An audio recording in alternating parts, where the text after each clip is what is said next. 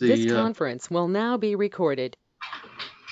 We'll call this the May 10th meeting of the Charter Review Committee to order and move first to our roll call. I will, Frank, you're here. Please say here. I'm here. Okay. Mr. Tannehill, can you turn on your mic so we can make sure we hear you and you're here? I'm here. Thank you, sir. Mr. Roberts.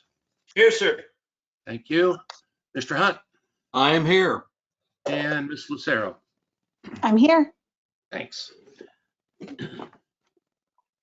Okay, I've noticed we might have a spectator or two tonight. I will open it up for any citizens' comments. If anybody of any of the spectators have anything they'd like to say, this is the time. Please turn on your mics, and I will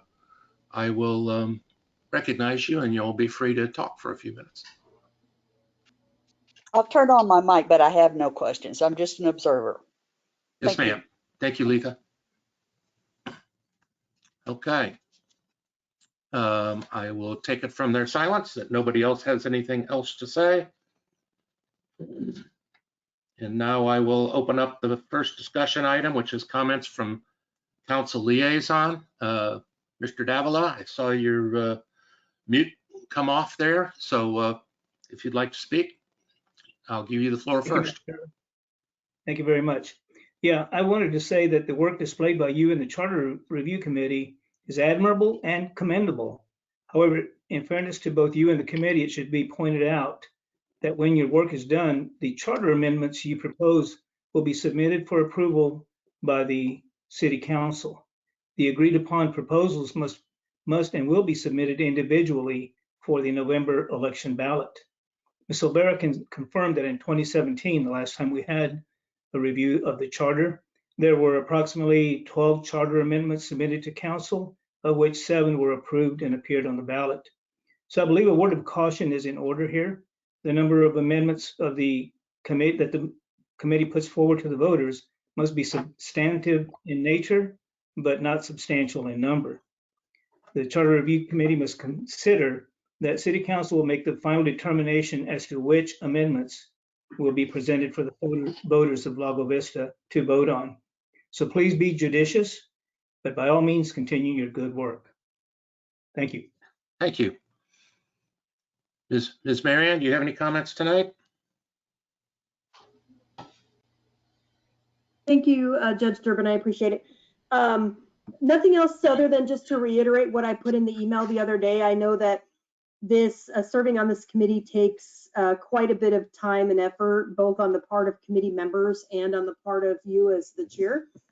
And just really appreciate everybody's sustained efforts. You have put out a number of documents and just kind of assimilating everybody's feedback into those red line documents, et cetera, that you've been sharing, I know takes a lot of time, and just wanted to mention that it doesn't go unrecognized, the amount of work that y'all are putting in. So just echoing the appreciation of the committee, and keep up the good work. Thank you. Unless you have anything else for us. Okay. In that case, let's get right to it tonight. We're going to start at section 401. Tonight, I'd like to keep discussion as limited as possible and really try to determine whether or not we have consensus or not on these. And while the substantive changes, I believe, are important, and those are the ones that people think are of the most. I think that the correcting the lingo, grammar, spelling, whatever else punctuation, whatever else we need to correct to make the thing as readable as possible, because at some point somebody's got to do it. So in any case, let's move forward with section 401, which is the city manager section. You'll note that on my list of changes on number 25, there was a little addition afterwards that says section 401 versus 1012 conflict. What I was referring to was something there that was brought up by Councilman Sullivan regarding a situation that came up last year, I believe, when Josh leased the park to a movie company or a TV company, and he wondered where that was in if that was allowed under section 401, and if so, then it would be in conflict with 1012. Just from my part. Rob, excuse me. Yes. Where are you? I'm bouncing between the packet and Word documents, and I'm looking at 401. I don't see your notes in here to that effect, and you referenced number 25.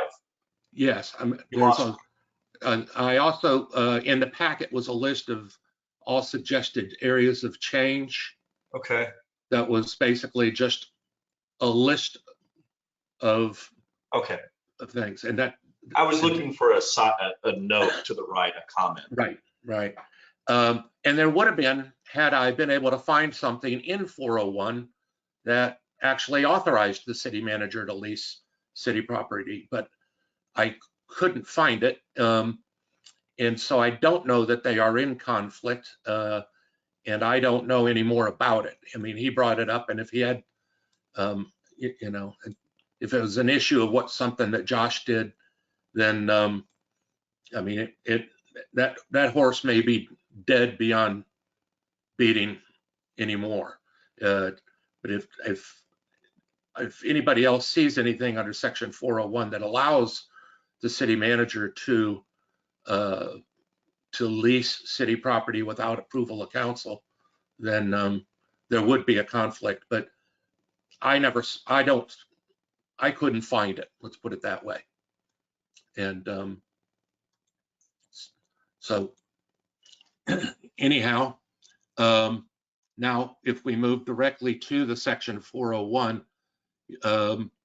you can see that we've had some suggested changes made in there that I have plugged in, and I mean, the term "or more" was added to five members. Otherwise, if you read it literally, you have to have exactly 5 members, and if you have 6, it doesn't work. So we've added "or more," and then I believe it was Mr. Roberts' suggestion that the city council or the city manager could just change, or a simple majority could change the city manager's compensation package and effectively run him off. So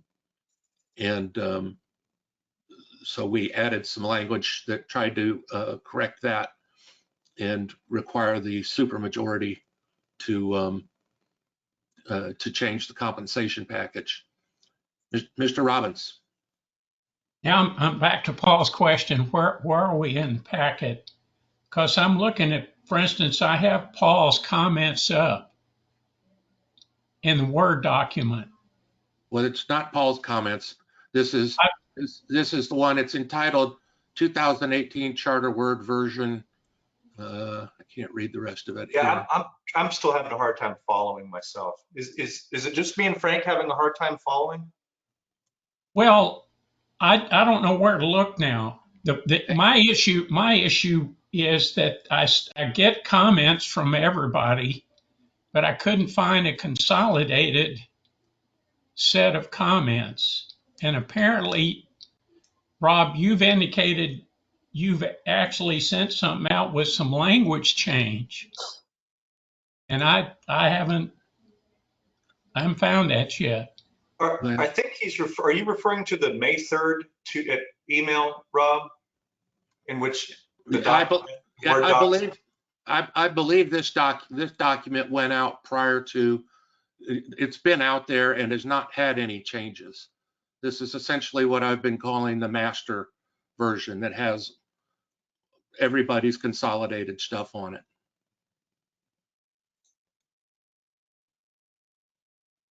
Okay, what is the name of that document? The name of that document is, well, I've got to enlarge it because it's a long name. Yeah, the problem, Rob, now is I just pulled up the packet. And so that's not in the document you're referring to is not in the packet. Yeah, I don't see it in there either. I know that the all suggested areas of changes as of April 30th Word doc, I have that.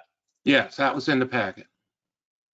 It's in the packet. Okay, I have the Word document. It was emailed on May 3rd, and I'm just scrolling through the packet. Can you tell me what page of the packet that begins on? Or anybody for that matter?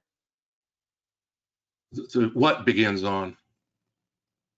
The Word document from May 3rd with your numbered changes to date. Well, it's not the Word document from May 3rd. The all suggested areas of changes was sent by me to each committee member along with the packet for the May 10th meeting on yeah, that was sent on May 3rd. Mm-hmm. Okay. So you're on the packet 510, right? And that's with the red line changes in the columns on the sides, right? Well, the packet 510's got a whole bunch of people's in Right. there because that's that what we should- everybody's. I'd that like what- to know what documents I should have up in front of me and looking at right now. I'm looking at the packet for Yeah, the. Paul, I'm looking for it. Hang on a second. Okay. Yeah, and that document you're talking about, the suggested changes, number 22 talks about 401 versus 10.12. Or comparing, maybe it should have been in 10.12. I don't know. Yeah.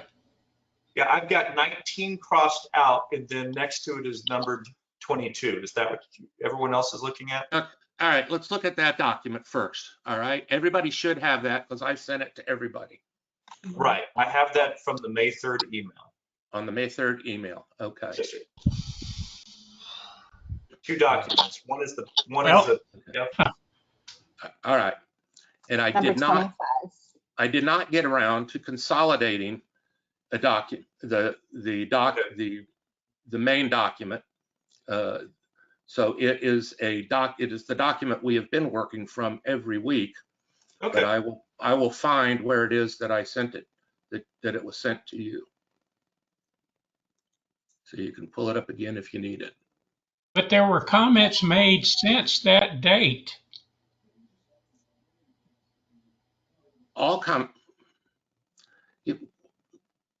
I'm sure he's getting a lot of stuff thrown at him. He can't, Right. I'm sure it's difficult to make every single change every single time. So we're going to have to probably use a couple documents. No, well, you should only have two documents in front of you. One From of that them, May 10th. one of them was sent to you, and this should work, I believe, because I didn't make any consolidations regarding the sections we're dealing with tonight, because we hadn't had any comment on them other than what was submitted, which everybody asked me to send them copies of everything, so I did, and now that apparently is confusing everybody. Mr. Chairman, Yes? I believe the document you're looking for starts on page, or the section 401 that we're talking about starts on page 70 of the packet. I think that's the document that was what you sent to everyone. It could be. It has Hang the on. changes that you're talking about. Well, page 7 starts. 70. 70, Frank. Right. The top of page 70 is section 3.23 prohibitions. That's what's printed at the top of page 70. I'm referencing the May 3rd email in which there are two attachments. One is a PDF, one is a Word document. Yes. Okay. And one has the red line. You can see changes on the borders. Right. In the tab. The document I'm referring to is not it is not in the packet. It is the document we previously used from the last meeting. Okay, I've got that in front of me now. Frank, do you have that document in front of you? No. And I will here's the deal. email it to you. I need 2 computers to do this, right? You can download one and I've open done it. that. Yeah. And so I didn't download that document that you're referring to a flash drive so I could put it on my other computer, nor did I print it. So I guess I'm going to have to minimize this and get that, because I don't know if that's a problem for anybody else. Otherwise, I'll just do it by ear. Well, it's also in Word, Frank. You can have the 2 documents side by side on your screen. But I didn't see everybody. well, no, I mean, of course, we've got it. Everybody has to deal with the meeting stuff up there. Do you have the document that you've been working with from the past week or 2, the past couple of meetings? Yeah. Yeah. Yeah, and I can't get the dual screen to go either. Rob, maybe you can share your screen and have it in front of you for all of us to kind of follow along. That would help Frank, maybe. See. Do you have enough room on your screen to do that, I should ask? I've got 2 documents and the GoToMeeting thing open on my one screen as well. Well, let's move forward. Okay, let's move forward. And Frank, I will try to refer only to either the list of changes or the Word document at a time. How's that? Yeah, I do this by ear. That's Okay. fine. Okay. In other words, you'll say something and I'll react to what you say. All right. May I ask a question about what you were speaking about with the city manager leasing the space out to the movie company? Is that something? As best I can answer it. This was a suggestion from Councilman Sullivan, so I'm not aware of the facts or anything. Is that something also that we should have had in the fee schedule as well? I mean, is that something that would have taken the council approving the fee for it and then also approving it happening itself? And if it's not in section 401, and I don't believe anybody can find it in section 401, because I looked for it and I couldn't find it in there, then it is covered under a later portion of the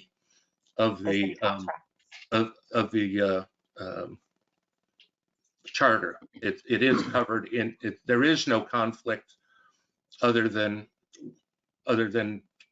somebody not following the charter in previously, which Yeah, it's covered in 10.12. Yeah, correct. and I totally forgot to leave this off of my red line stuff for you, but I'm not sure if it's better for the charter or for an ordinance to happen, but with the whole shuffling of Josh leaving and then the interim city manager, and then now we're going to be hiring someone full time. I think it would be wise practice to have kind of an audit in between every city manager, just so we know that things are cleaned up, zipped up, tied up, everything's closed basically before another city manager comes about. And I just think that would be a good idea to have some sort of an audit done, and then have the new manager come in and take things over. I forgot to add that in my other stuff before. No, you did. You did add it, and I don't exactly know where I put it in here, but I did include it. Okay, good. It is. I guess my question on that is, the audit is performed essentially once a year anyway. Are you talking about a full-blown It's something that even Star could do too. It's just kind of like closing up any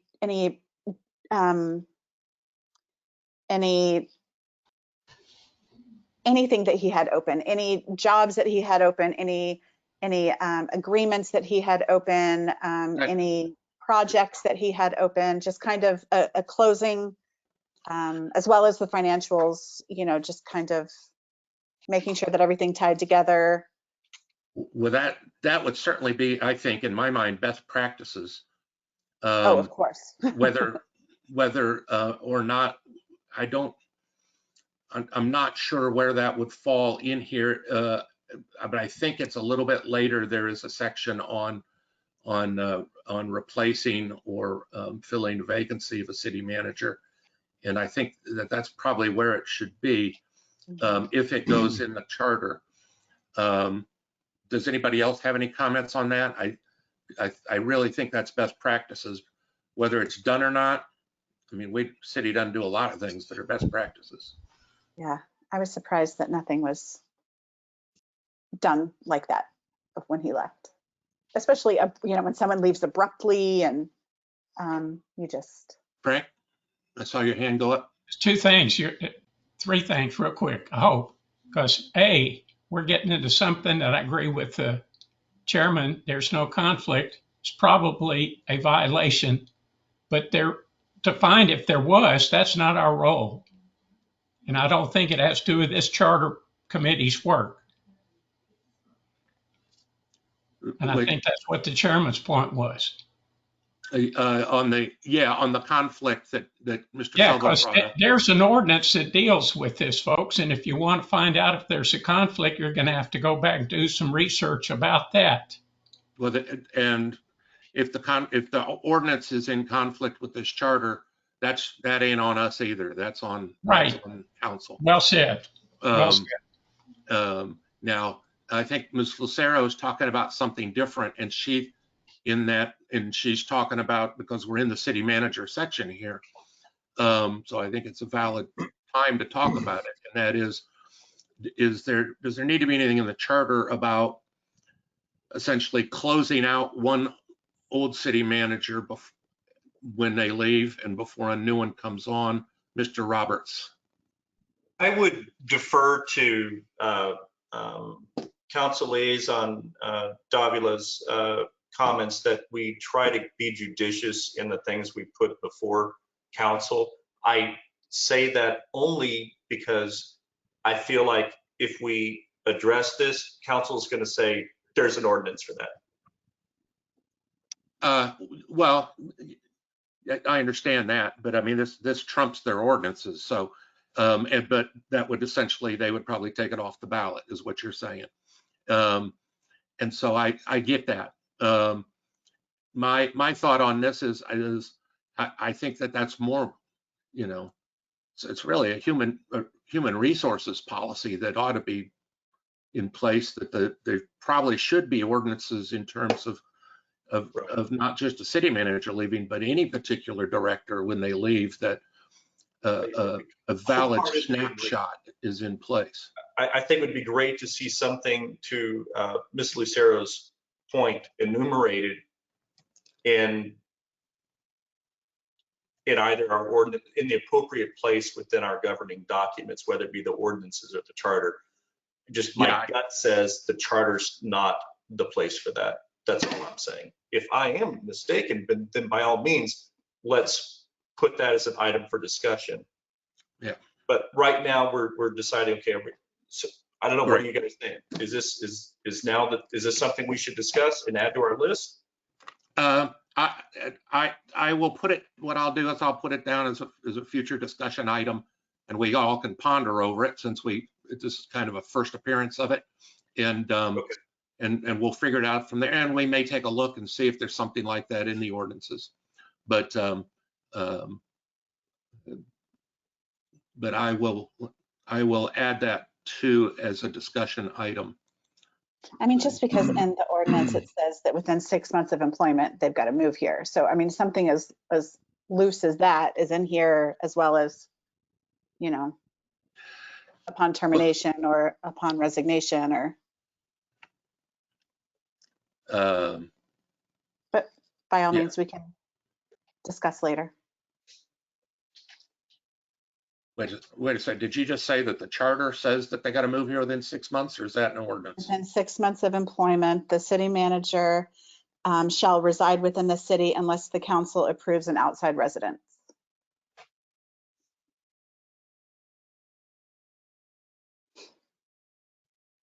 Where are you? In the first 401, it's like a couple sentences down. Oh, there it is. Got it. The first paragraph in 4. Yeah, I see it. Okay. Yeah, honestly, I'm not sure that ought to be in the charter, but I'm not really into taking things out right at the moment unless they're really in the way. So, but I will put that down as a discussion item, and we will we'll come back. We'll circle back. Will you make it, Rob? Will you make a note on that discussion item to question the 6-month language, if that's the appropriate place? If that's Yeah. city. Yeah.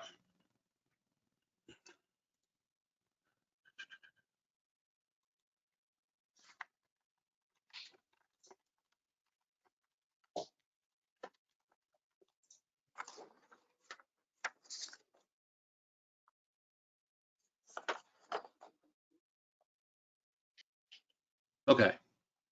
All right. Whether I'll be able to decipher that quick little note I just wrote myself, we'll figure that out later. Okay. Now let's move on down.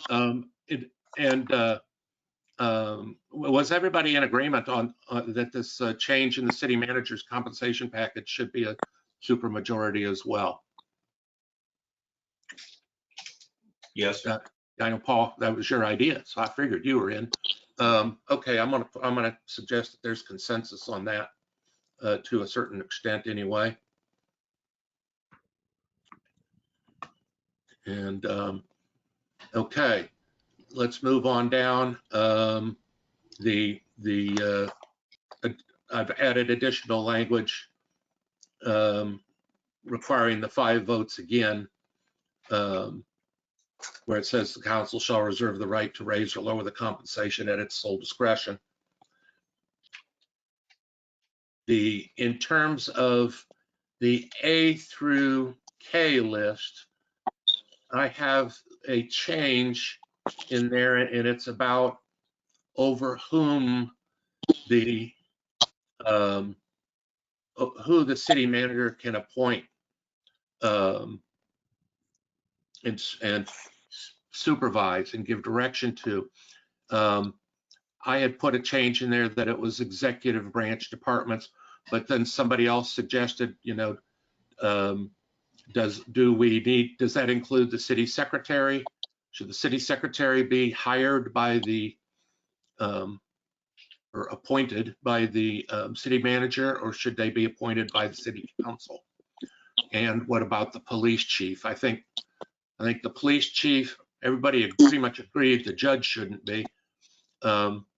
But these two are kind of up in the air. Any thoughts on those? Frank? I have a significant problem with the wording. You're creating an organizational issue by describing an executive department, which is an organizational means. City manager might create some kind of ad hoc group with that name, but don't put it in the charter. Okay. Yeah. Two, Right. I'm okay with the way the charter reads for all 3 of the people that the council have to approve the appointment. And there's something different than approve the appointment than select. There's a big difference, but that may be part of a later discussion. Well, the question is whether it's a rubber stamp or whether it's a nomination that you guys need to think about a little bit. That you're right there, Rob. That's the point. It's not a rubber stamp, but that's the discussion you may want to get into later. Okay, well, I had thought there was consensus anyway that that people didn't feel that the judge should be appointed that way. And you know, I'm okay with the judge being appointed that way. okay, well, so you're okay with the way it is. Yes, sir. I thought there was consensus to make a change, at least regarding the judge and possibly regarding the city secretary and Now we got it. Now we may have to find consensus. Generally well, speaking, we don't have the consensus is we just don't have consensus. Let's put it that way. Do you have any suggestion for the language you don't like? Since I mean, I just threw it in there. no, I like the way it reads, period. I have some problems with your proposed change. I don't have any problem with the way it's written, the way the charter's written now. I don't want to go into the details of your language, if that's okay. That's fine. Well, you did. I mean, you said you didn't like executive branch, and I was trying to see if there was something else that was more palatable. No, just the way it's written, it's okay. All right, no consensus. That's fine. Let's move on. Okay. I do have a little correction notated on my copy of this where it's I, but that was a conversion error by the PDF to Word magic of the software. Oh, yes, and I actually, Christina, yours is in there. It says, do we need a provision to audit or evaluate in some form or fashion the city's financials, contracts, and property at the end of a city manager's employment? I will leave that in there since we didn't really get anywhere. The city secretary, we're at section 4.02 now. Everybody following along? We good? Over there. All right, the city secretary. Here it says. Wait, I'm sorry, Rob. Yeah. Forgive me. I do want to jump back real quick to 4.01, the last paragraph. In the notes that I sent to you that were distributed to everyone, I made a note that this last paragraph, which reads that it might be in conflict with 3.23, the council, except as provided for in a section 3.06 of this charter, shall direct and supervise the city manager only by majority vote, et cetera, et cetera. Yeah, it is. I think it it is. I mean, it goes to that deal where, you know, when a councilman's providing advice, is that direction and supervision. Right, they kind of contradict each other, so, or at least so, in conflict with 3.23. Maybe if you could, unless there's objection, can you make a note to revisit this for discussion? Yes. Thank you.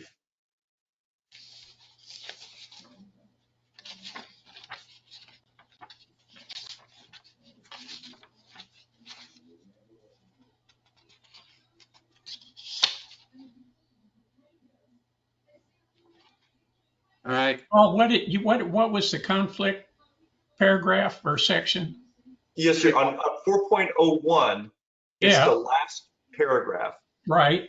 In conflict, it appears to conflict with section 3.23. Thank you. Yes, sir.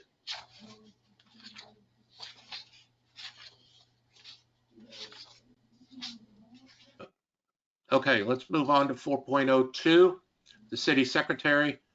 Again, is the city manager going to appoint them, or is the city manager going to nominate them? I think nominate.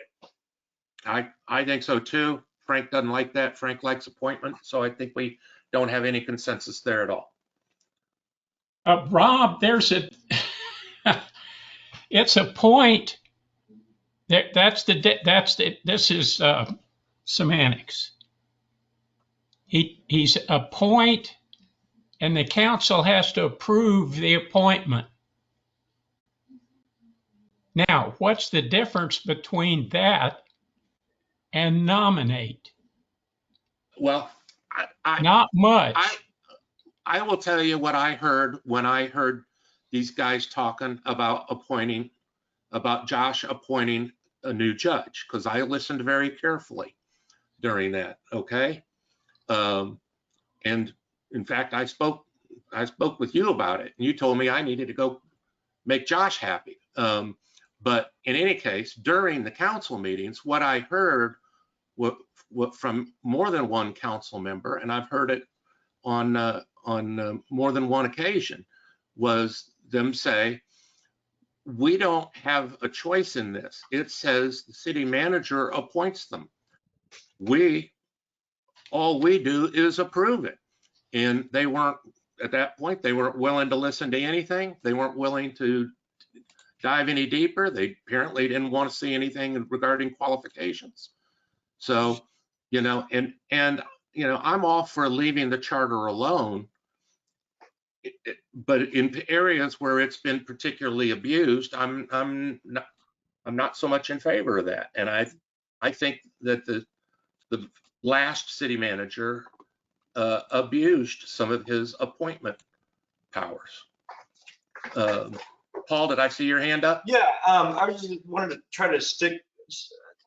So the reason that I feel like the city secretary should be nominated by the city manager, but subject to approval by the city council, is because further down the document, she might potentially have a role in overseeing elections. And if the city secretary, there's a potentiality exists that the city secretary could oversee elections. I just feel like that nomination by the city manager should be subject to approval by the city council. That's all. So that's why I support replacing the word appoint with nominate. I mean, I think that makes sense. But if you look at the same logic, then yeah. But we're getting into discussion, and so I think right now, is there a consensus to visit this at a later date? If not, we can move on. Well, there's no consensus to make whatever changes have been suggested. So let's move on. Okay, I got a lot of changes. There's a lot of changes under municipal court. Frank, can I assume you don't like any of them, and that we can just say there's no consensus here?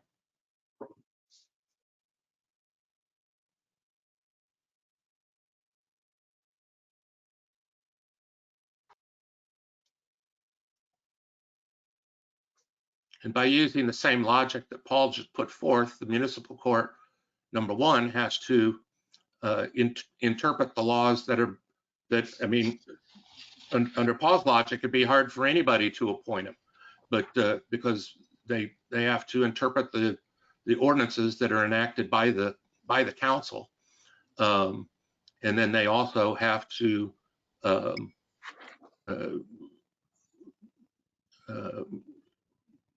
preside over cases that effectively the person that works for the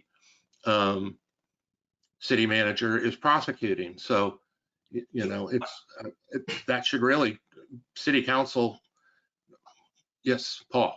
So on this, on section 4.03 of the municipal court, if everyone looks about 60% of the way into that paragraph where it reads, a court clerk and such deputies as deemed necessary shall be appointed by the city manager. In the notes that I shared with everyone, I noted that my agreement that the clerk should be hired and fired by the judge, although if the clerk is subject to being fired by a new judge, it may be hard to get someone to serve in that role. So a new judge comes in, he fires the old judge's clerk. Is that a concern that we need to address? Probably not, because that judge would be committing effectively Harry Carey, because I got to tell you, the clerk runs that place. Without, if they throw the clerk out, there's going to be chaos for a while until they So get the a new municipal clerk. court, the clerk is the gatekeeper, the one that makes the show go on. And in our city government, we have our city secretary, two very, very, very important people. Yes, they are. Both are very important people.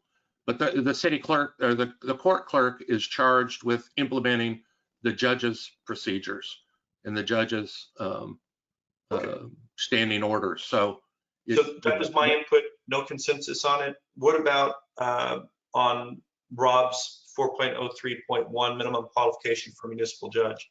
Now, some of these have to get done because the city decided to become a court of record. Since the city decided to become a court of record, we have to have Texas licensed attorneys as judges. We can't just go out and get some guy off the street anymore like they used to do back in the old days. So are we all in consensus that this proposed red line stays? No. Okay. No. I have to agree on the minimum on licensed lawyer and minimum of 5 years.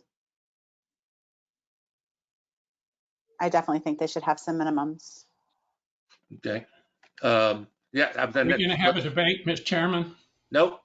Okay. We're not going to have a debate. Not now. Thanks. Nope. No consensus. So on this, Mr. Chairman, I'll provide you some state law statutory references regarding judges that's in the local government code with regard to the requirements so that you can review them when you have your debate. All right. But that's not going to be my point. It's already laid out. Well, we can always go above and beyond and get a better qualified person than what the state allows or the state requires. Okay. But that'll be part of the debate when we come back to it, right? Yes, we will. Okay. Go down here to the city police. The chief of police shall be appointed by the city manager. Now, you know, and we all love Danny, and we're not talking about him here. Okay, but at some point, do we want to get into a situation where there is a rotating chief of police? Just no, you know, that the city manager the new city manager can appoint a new one. No consensus. I can't do it without the council's approval. It's my personal feeling that I would like to see, I haven't thought this through. I think I brought this up at our first meeting. The notion of having a chief of police who's on contract for a set number of years like larger cities do is an idea that I would be interested in learning more about and its appropriateness for our town. I think sometimes changing staff, changing people in their roles inside of business and government is good. Complacency can occur, and sometimes new blood can be good, but this isn't a debate. Okay. And the human resources section, and I had just I didn't even put a change here. I just wanted to everybody to know that when you say that employees shall be at will, and by the way, if we want to be grammatically correct, we should move that period inside of the quotation marks. But when we say that the employees are at will, that is essentially and can be modified by policy handbooks, in that if when you say there's somebody's an employee at will, that means you can fire them for any reason or no reason at all, so long as it's not race, creed, color, age, that sort of stuff.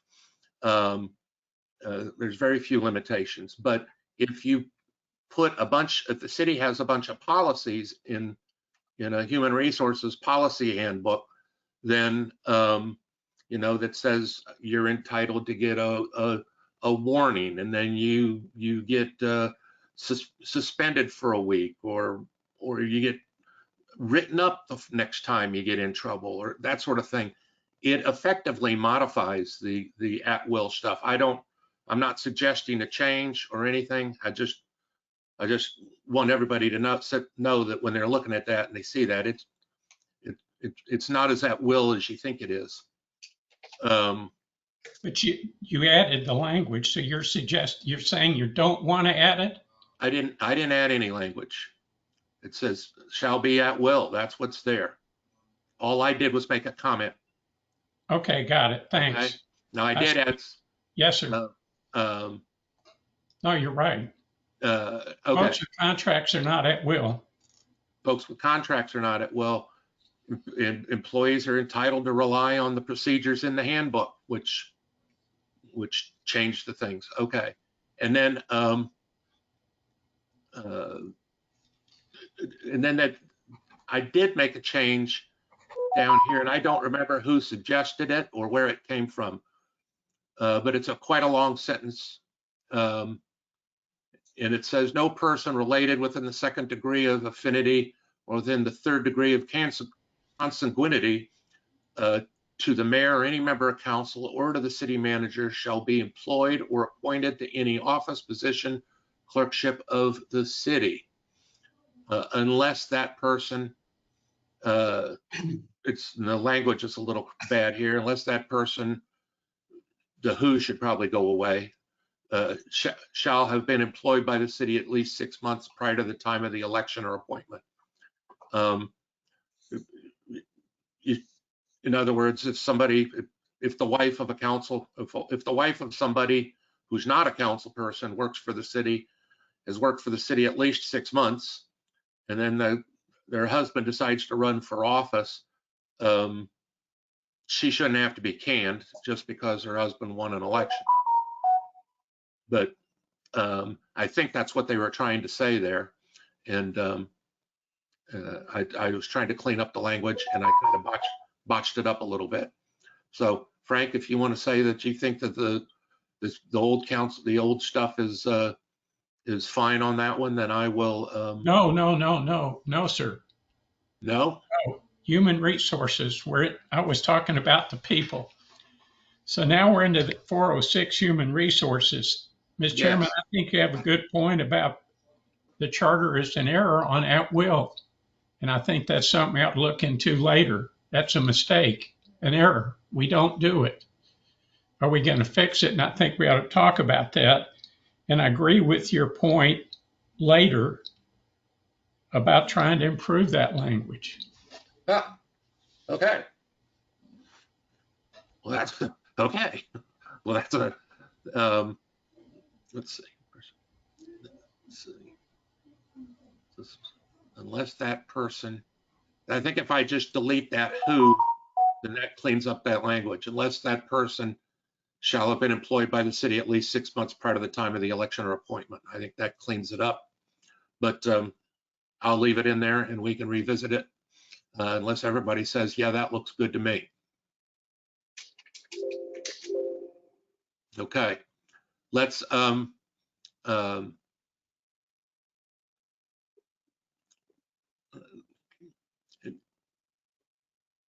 let's move on down here to nominations and elections. And this is highlighted and changes and all kinds of stuff in here. Okay, it's highlighted because Councilman Davila suggested that the city move to a territorial positions. And this is just for instance, like, position, one position maybe for Tessera, one position for the Barkay area, one position for the Highland Lakes area, et cetera, et cetera. I don't know if Lago Vista is big enough for that yet, or what, Paul? I think it's worthy of further discussion. Okay. All right. Frank? I agree. And one of the things that I think we need to look into is if we go to a district system, do we have to district with about an equal number of people in each district? Yeah, and that's part of my question too. Yep, we're there. Is okay. And that is, and I mean, and there is a potential, and I think Councilman Davila mentioned it, is that perhaps a couple of the geographical regions or the city be split into not 6 sections, but maybe 2 or 3, and have those positions actually mean a geographical and the rest be at large.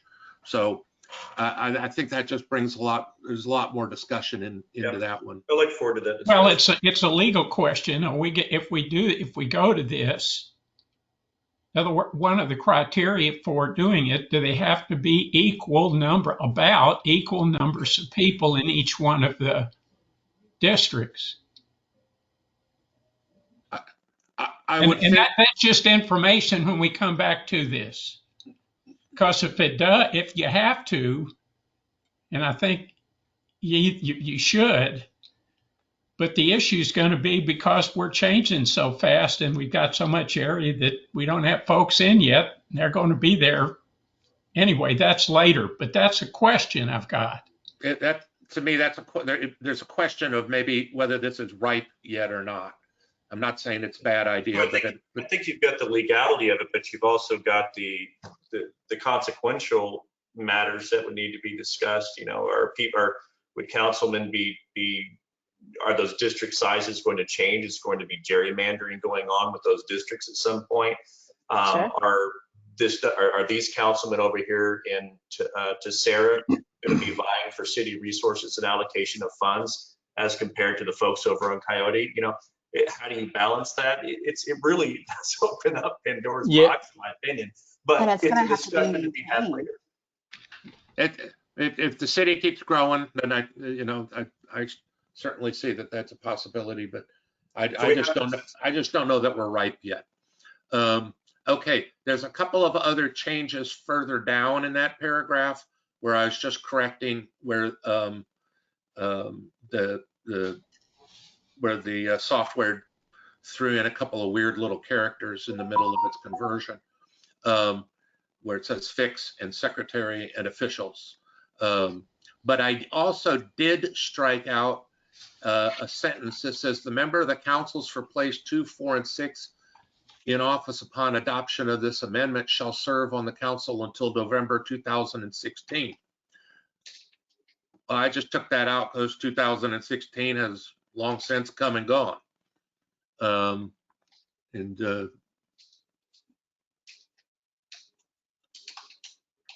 Yeah, I wondered why that was still in there as well. All right.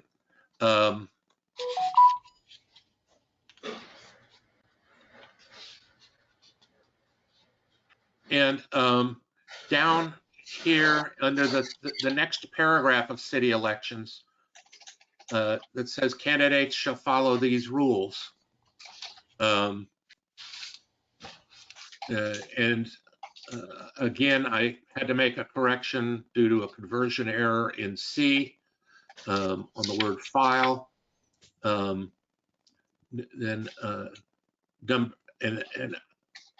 based on what this is saying, I did add one, and I put this one in here for a read, and I'll explain it on F. This is my suggestion. It said, and it should just be a sitting council member filing for re-election for the same position shall file for election 15 days on or before the filing deadline.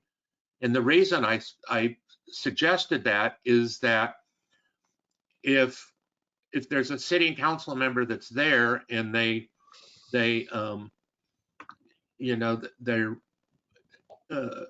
and nobody runs against them, and then they decide not to run, then you got an empty seat and you just blew your chance at getting somebody elected. So I agree with that one. my thought was if you're there and you're going to run for your same seat, let everybody know so that either A, people can run against you, or B, they can run in some other deal so we don't have an empty seat right after an election. Does that make sense? Mhm. I'm cool with that. Yeah. Yeah. Okay.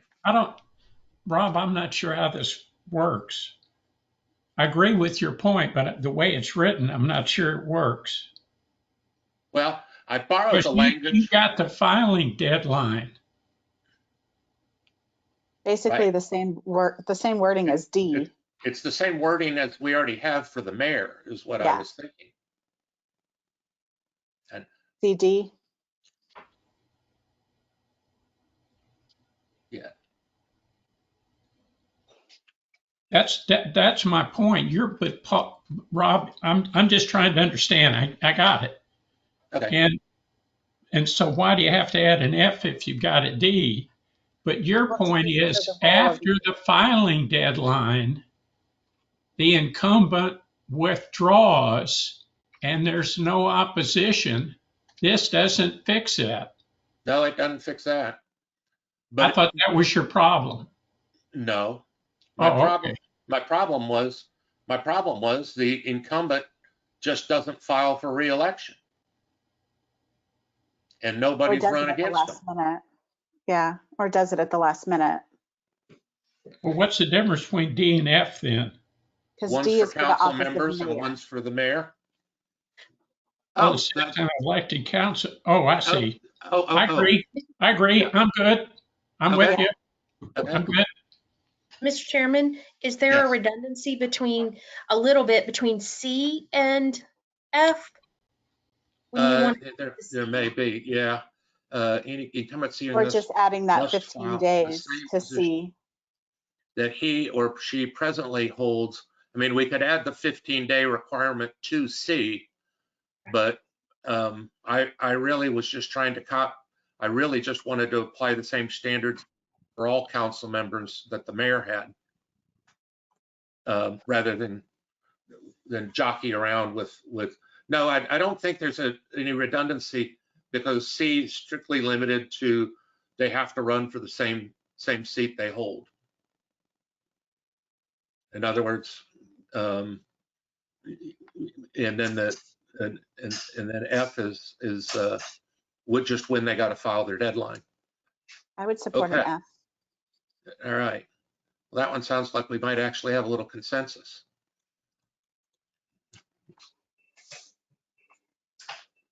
Let me type that in there because I haven't been able to do it very often. Okay.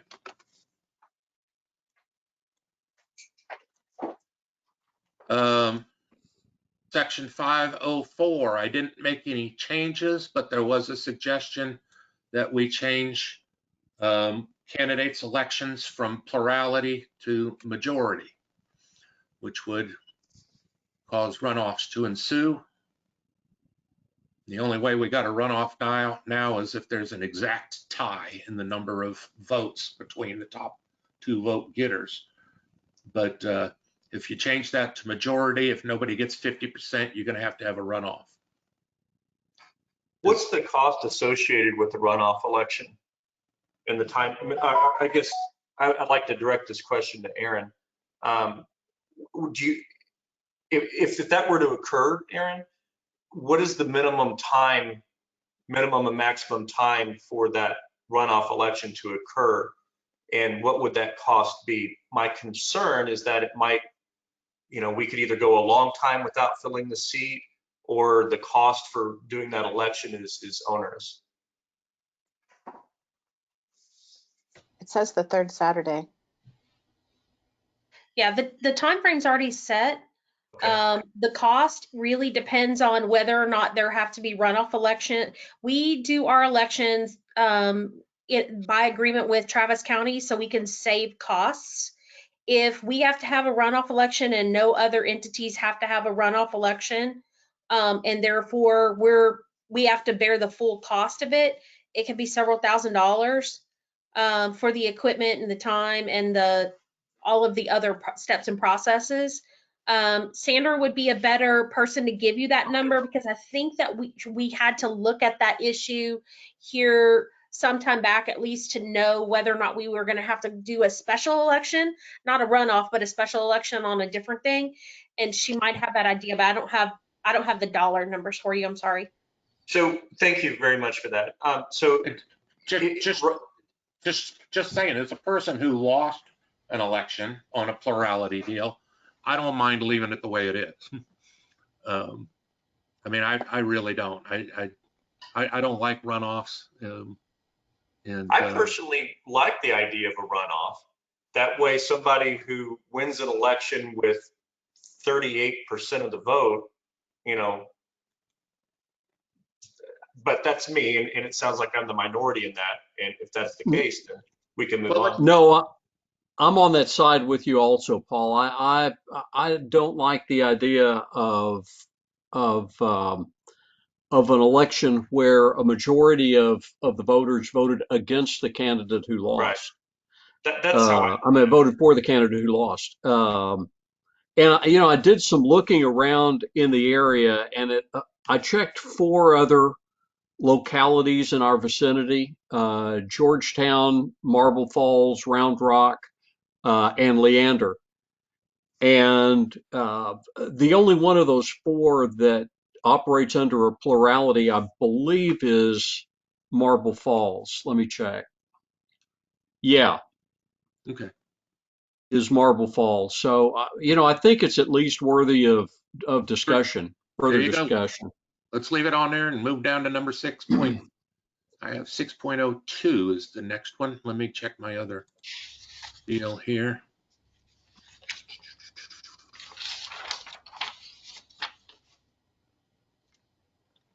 Quick question while he's looking at Paul, is your latest stuff showing up in this document that we're going through? No, I did not get it incorporated in. That's what yeah. I made no changes to, well, to the. I am bringing up my notes. I'm following my notes along here and referencing them where they would otherwise. Okay, thanks.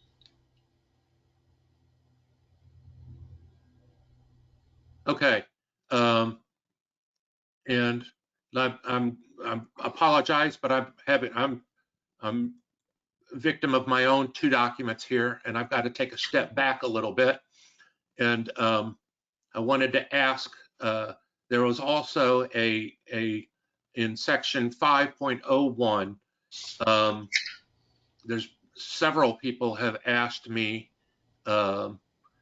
if about term limits. And hopefully I had that off on the side, but I don't know. You know, on the national stage in Congress and Senate, on a federal level and even a state level, I'm all for them. But I think when you have a city growing, having somebody, I might get tomatoes thrown at me for saying this, but you know, with the city growing such as we are, you know, experience is invaluable, and having a councilman on here on our council who's been in the government for 6-8 years, I think could be invaluable. And, you know, with the city growing such as it is, the corruption aspect of it doesn't really worry me, just because we have so many new voters coming in that don't know these guys from Joe. And so I don't think they're really cementing their position in the long term at this point. Maybe, you know, if we were Cedar Park size, you know, where you've got these guys that are in their 3, 4, 5 terms, you're already built out and there's not any lots left to buy, you know, that's another story.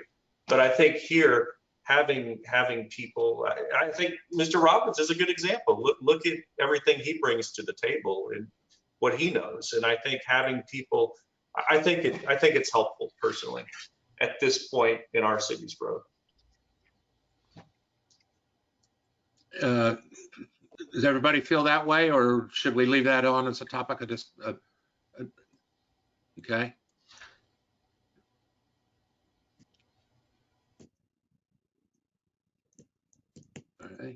All right. don't know. I do see, particularly with this particular election, you know, that the two new council members have brought a lot of energy and have and expertise in their own different rights. So, you know, no offense to any council member here now, but I don't know that I've seen a vast difference in the essentially the quality of the councilman based on experience in my mind. I'm going to leave it on there because I get to just help decide whether there's consensus or not. I don't think there is. I don't know that term limits would, you know, if their term limits were in place right now, I don't think it would have made a hill of beans as to whether or not Paul and Shalane, I think, you know, they'd still be on there. Probably. And That's I'm thinking, probably true. gosh. It may not make any difference, and that may be what it boils down to. My general premise, I just felt it deserved a little more because I've had so many people ask me about it that I didn't want to just brush over it. And I think people forget think of that at the macro though, and I don't think they, you know, because generally speaking, when it comes to the House of Representatives and the state government and federal government, I wholeheartedly agree. I just think in I'm trying to contextualize it with Lago Vista in mind. That's all. Yeah. No, Rob, I think I'm on this. I think I'm on the same page with you that conceptually, I'm a big supporter of term limits, but I really need to take into consideration what I'm hearing from Paul on this one, and I'm just trying to sort through it right now. So I would hate to see it go off the list. I don't know where I'm going to wind up, but I'd like to keep it for future discussion. And that's kind of the way I am, because as a rule, I don't like to take anything out of the hands of voters, just as a general rule. But I've had so many people ask me, I didn't want to give it short shrift. So okay, it's going to be, it'll remain on there then, just for further discussion. Let's see. Okay.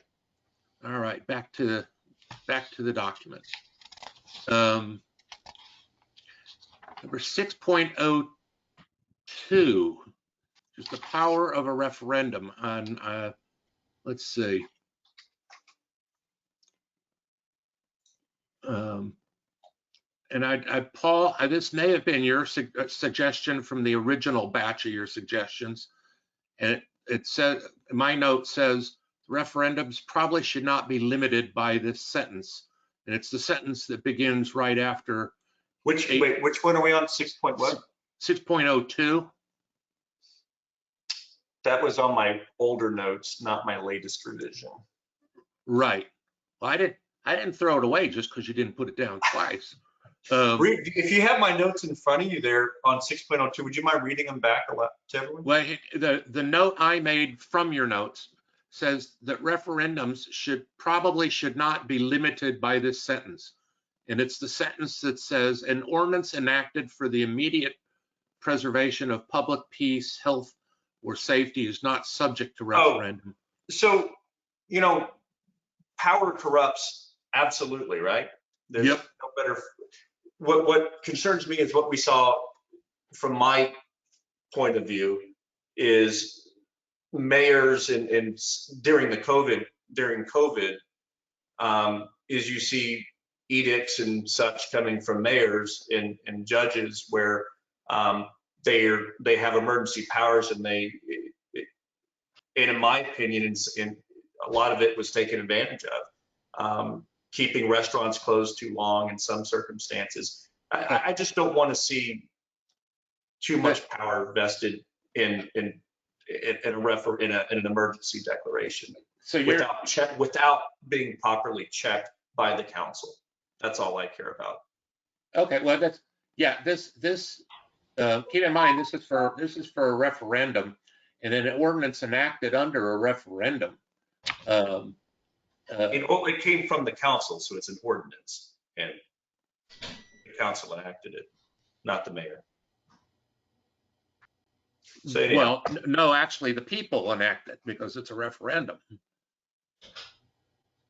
okay, I'm conflating my thoughts on Okay. another section with this one. Frank, go ahead.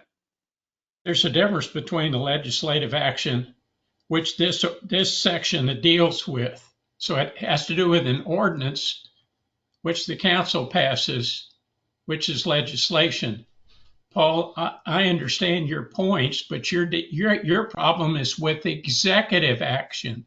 Right, and that's what I know. I made comments somewhere in my notes about that executive, the mayor giving that, and I was thinking of that as I was speaking to this. So Okay. we can move on. So should we can pull your old comment at this point? Yes, please. Okay. All right. We actually cleaned something off. Great. Thank you. All right. Let me see. Check the other one. Under 6.08, the power of a recall. The current charter provision provides that the petition for recall must state a specific statement of grounds for recall. In other words, you're not supposed to recall people just because you don't like them. They should have done something wrong, and that's why they need to be recalled. That's the way I read that,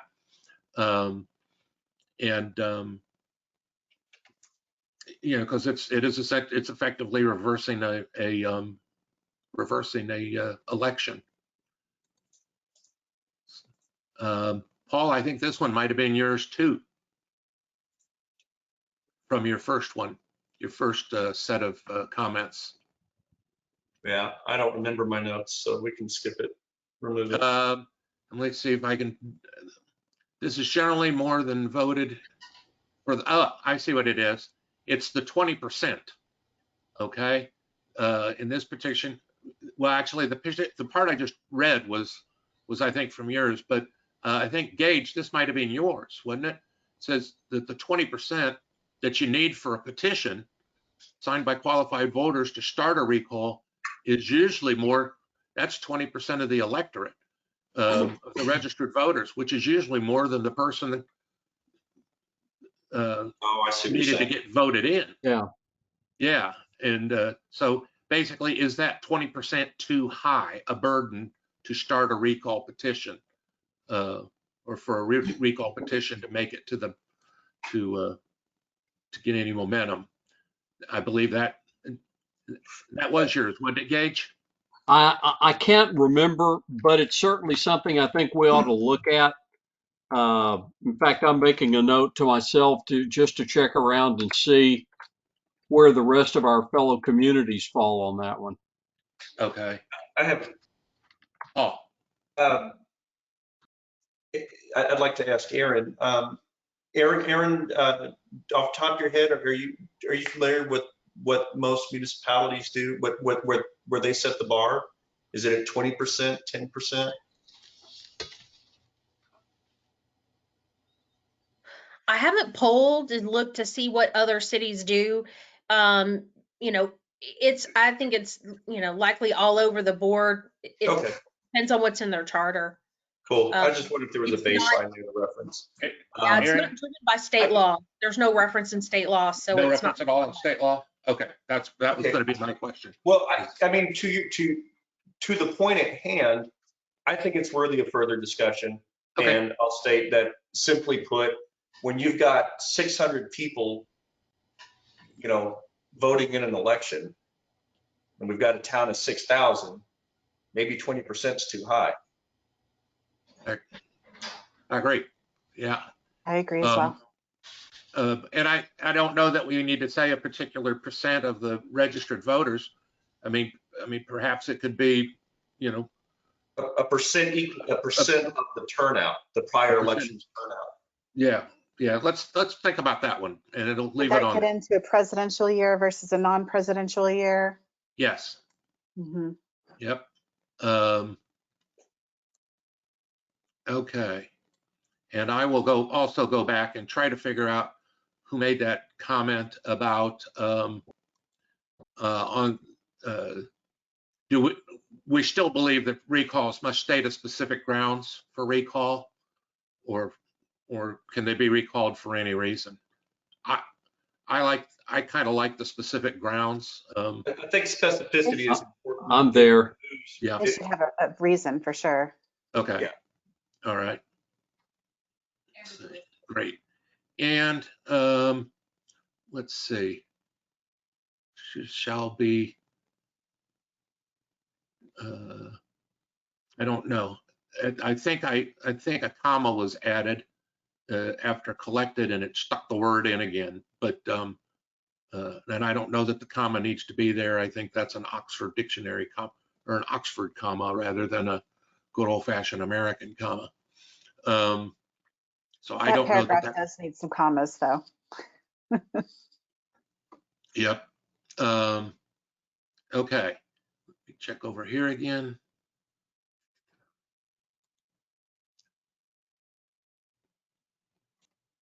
And somebody, and I don't know where it came from, but in 6.10, some language was suggested that a council member who was removed by recall may not be allowed to seek office again. That may be a little harsh. I mean, but yeah, if they got voted out by recall, I sure as heck can't see them winning an election again unless something really drastic happens. So I don't know that needs to be there. Does anybody remember who suggested that one? I could have.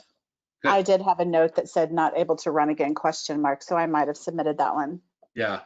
I mean, if there was reasoning enough to prompt the recall, and then actually to enough voter turnout to have them removed, that just had a bad aroma of it all. And I didn't know if they would even be eligible to run again.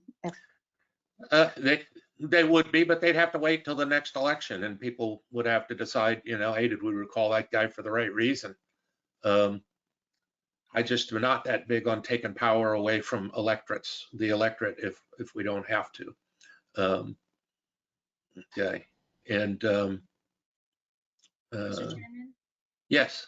And I'll send this out, both of these documents, to the whole group. There are two really good references that I use on a regular basis, as well as a third reference that's really purely legal regarding charters.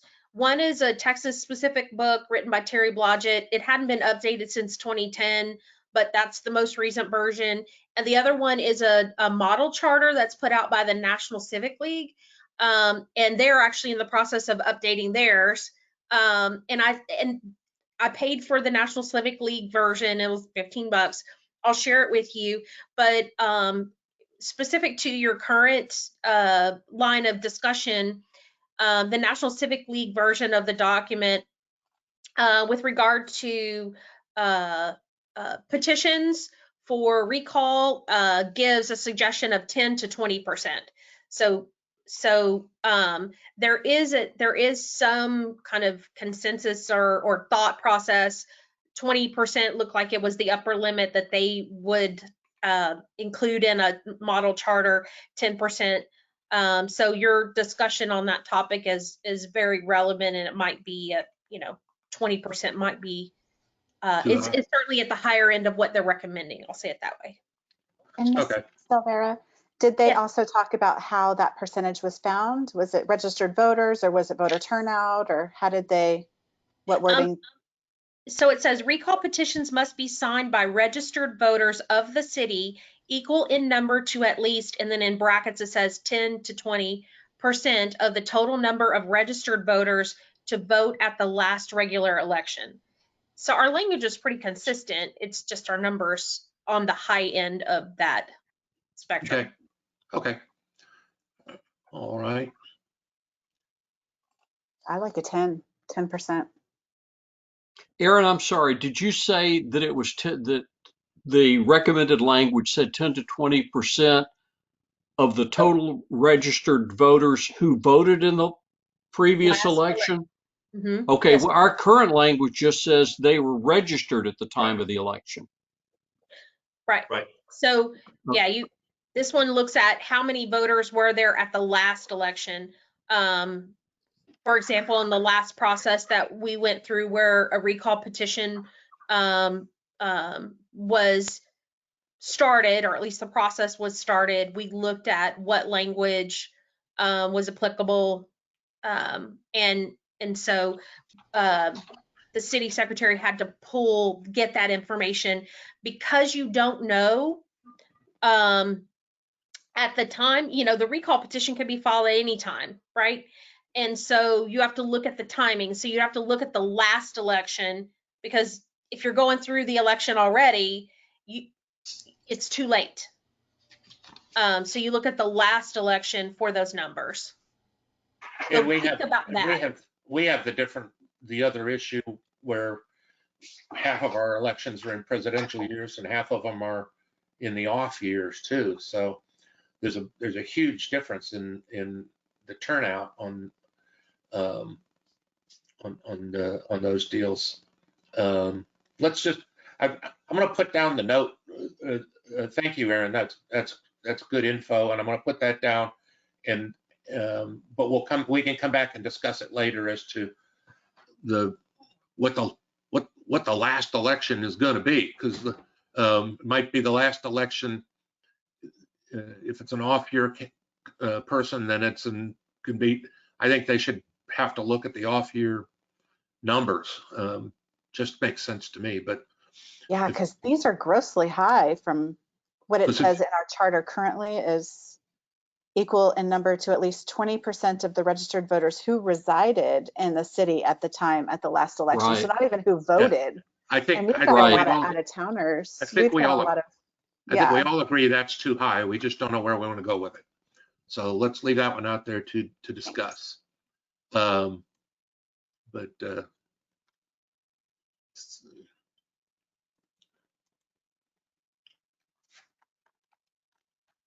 all right.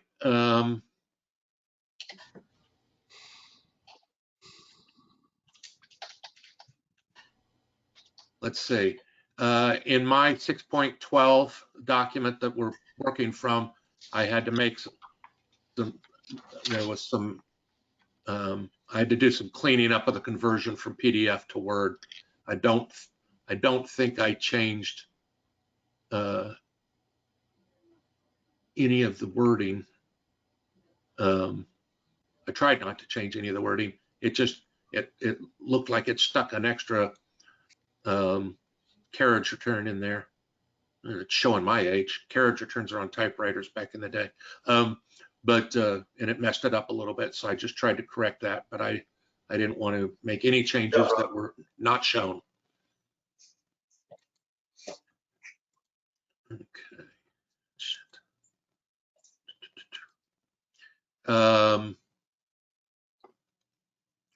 And on the just above that on section 611, there was a suggestion that we limit the recalls filed against a city officer to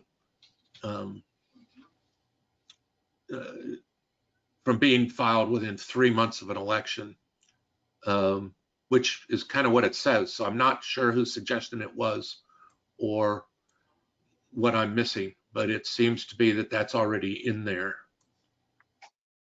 No recall petition may be filed against any officer of the city within 6 months after his election or initial election or appointment, or within 3 months preceding the expiration of his or her term for office.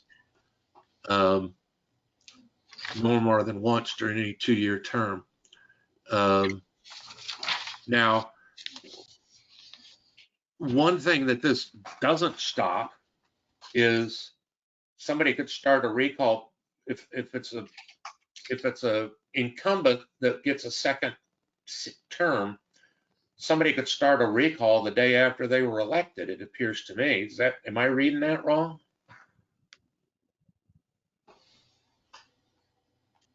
Which I don't necessarily think. 6 months after his or her initial election. Right, initial election. But if it's a subsequent election, if they've been elected before and it's a incumbent that wins their seat back, I don't think that it's particularly fair that a recall could start right after the election. Does that? Should we? Yeah. The word you're dealing with is initial, correct? Correct. Yeah. My suggestion would be to remove initial. I've never seen it or read it before, but yep, got some thumbs ups on that one. Yeah. Okay, I will delete it, but it'll still be visible. So if anybody wants to bring it up later, we can do that. All right, I think we're done with 6. Okay. And I don't have any changes or suggested changes about boards and commissions. There is one. Let me see if I can find it. It's the section that says that there all the boards accepted, otherwise provided by, this is in 703. Except as otherwise provided by state law, each board and commission shall be advisory, da. Well, the state law lays out the BOA, right? That's and correct. that's not advisory. Right. However, our P&Z also can make final decisions. Well, do they, or does everything P&Z does has to go to council for final approval? No, let me just give you an example. Plats, P&Z can approve plats. Okay, all right. And that state law enables that. Okay. So the fix is just to add BOA and P&Z, or just P&Z. Well, 7.04 is Board of Adjustment. I mean, they're already there. Yeah. There's a 3 and a 4.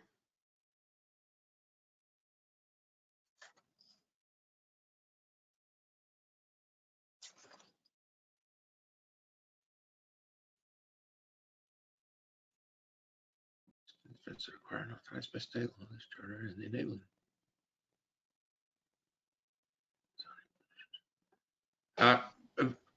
Frank, I don't know what change you're requesting, because the 703 already says that P&Z can do whatever the enabling ordinance says. Am I reading that wrong, Aaron? And there's a conflict with 701 that says P&Z shall be advisory. So I would just add. It may deem necessary for the conduct of this. You just need to add in some language P&Z to the second sentence of 701. Each such board. Or otherwise. Each such board and commission. Why don't we say except if otherwise provided by state law or this charter? The state law does, with respect to plats, doesn't explicitly give, the council still has the authority to decide who can make final decision on plats. So the state law enables but does not require P&Z to approve plats. So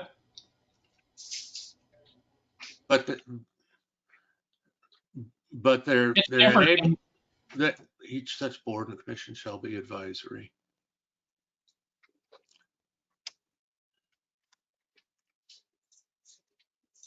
Well, I mean, you still have to do something, because the BOA isn't advisory at all. We don't give any advice at all. Right. That is state law. I know that's state law. Okay. Yeah. The state Yeah. law is not, the state law says, hey, council, you can do it either way you want with P&C on plats. For instance, now that's not the only thing that P&C can make a final decision on. I'm just pointing that out to add P&C in there somewhere. And Mr. Chairman, why don't we just discuss that later? Well, I'm going to ask you for some suggested language because No problem. I'll do that. Because I don't know where you want P and Z stuck. I got it. I'll give you some, Okay, thank you. but not tonight. Okay. That's fair enough. No, don't want it tonight. All All right. We are on. I have something on this paragraph. Yes. It's a question for Aaron. Aaron, in Arch 2, if you will, we're working on building and standards. We're working on here in the matter in subcommittee right now. The potential outcome. So in subcommittee, we're in building and standards, we're currently working on language to submit to council, language for a city ordinance that would effectively police and permit builders and general contractors in Lago Vista. And my question for Aaron is, is there anything, the Building and Standards Commission would be basically the arbiter of whether it would be the final say, if you will, on whether or not an application, for example, is approved to be a builder, and then disputes and stuff. Does building and standards need to be empowered to any length in this section of our charter for that possible outcome? Yeah, Paul, you're right. The building and standards, you're right. Building and standards has got the authority to heal appeals from the construction codes. Right. Just like BOA. That does not go to the council either. So the BOA is one of those that has final authority, final action too. So building and standards will need to be discussed on this. And I think that language, Aaron sat in on our subcommittee meeting last week, and she'll be following this. So perhaps any appropriate language to address and empower building standards. I got an easy fix, but we'll Okay. see that later. I do too. So you've got that noted for future discussion. We can move on. Yeah. Thank you. Okay. Anything else on 7?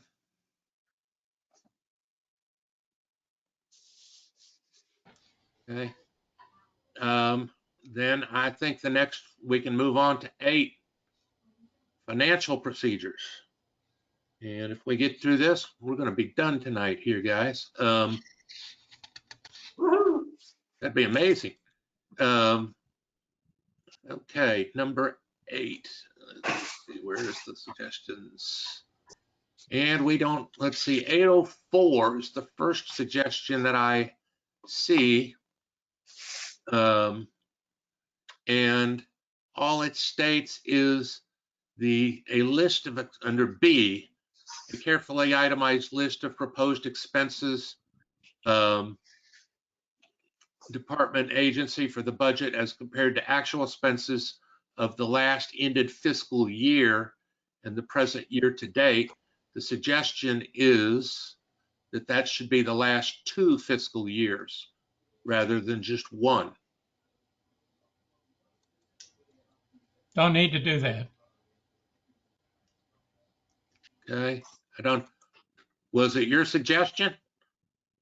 No, but the reason I don't think you need to do it is because you got one audit, the audit's in. You're going to end up looking at reviewing an audit that was already submitted and approved.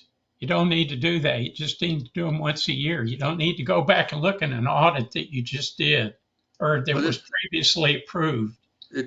Not looking at an audit, but getting historical information. Yeah, that was my that was my suggestion, and it was only to provide a best practices sort of recommendation to provide more than just a full year snapshot, to to put more information on that budget as you're looking back over history. That's all. I think that's a great idea.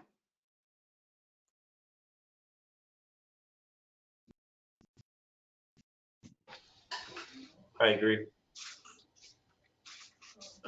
You agree that, I mean, this agreement is all on 2 years rather than 1? With Gage's premise. Okay.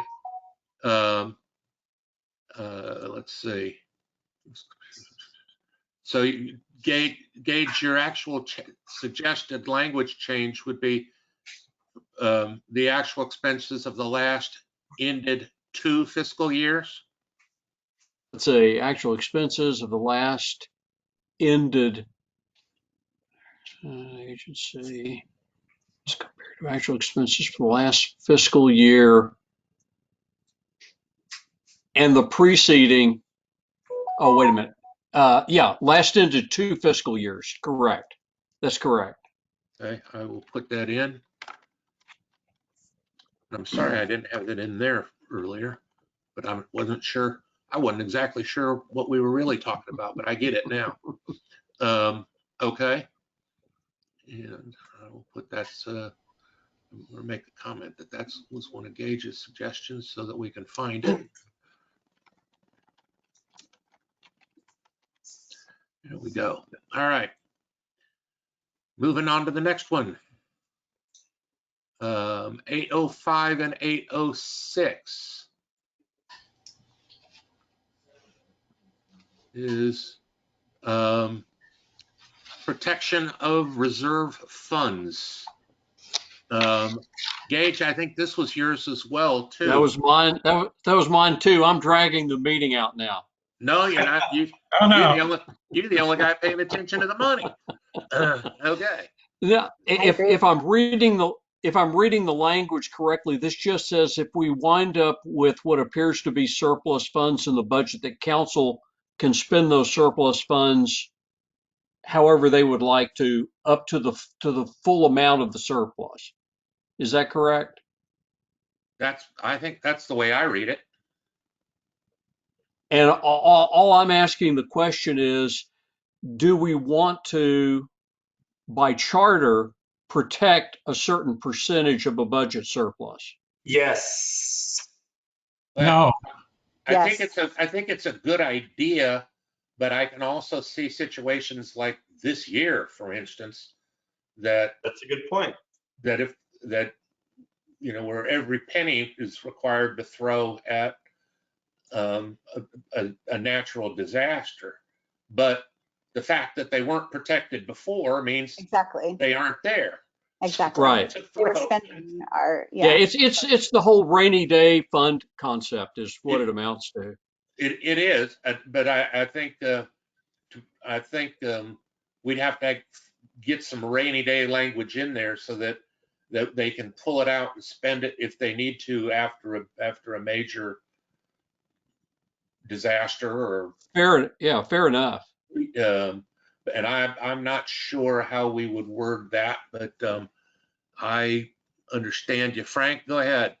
You're getting into financial policy, of which there's an ordinance. So my issue there is that's detailed in the charter. Second point, percent of budget is one way to protect the surplus. There are a number of other, most of them are more sophisticated, require a little more math. And you could actually do this different amounts for different funds. So that's too much detail, I think, for the charter.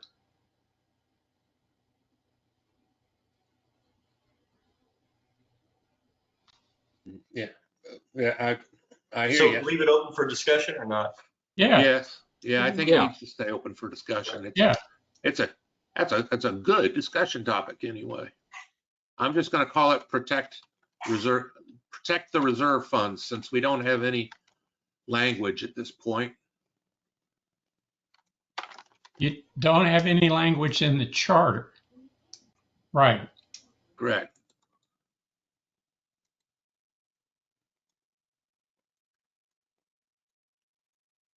All right. Let's see. Now let me jump over. Let's see. 80506, protection of the reserve funds. Oh, that's good. That's what you called it too. Now I've got down at 810, and that has to do with 809. Excuse me. Make sure I didn't miss another one. Nope. Let's look at 809. And I don't, not sure where it came from but I did clean up some of the language there and basically said, put it, that the budget, capital improvement program, and appropriation revenue ordinances shall be public records and shall be made available to the public at suitable places in the city. I just stuck on there, including the city's website, because if we're going to make it public and people are going to see it, they shouldn't have to go hunting for it. Anybody got an issue with that one? I think that's great. Transparency is key. Okay. And then, I'm not sure why it said copies of the budget. I assume that's because in the old days they printed up books, but now they can just stick it on the website and then they don't have to worry about copies. It's the actual budget. And in fact, I think there was a issue regarding some of the parks funds where the copy didn't match up with the actual budget, so not long ago. So if it'd be nice if everybody was dealing with all of a one document, which I know I am suffering from the same, opening myself up to the same criticism on that one, and I'll see what I can do to fix it. But okay, 810, bonds and other financial obligations. And this has to do with how many times they are read. Should they be required to be read more than once?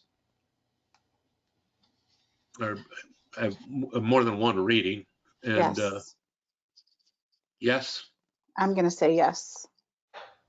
Okay.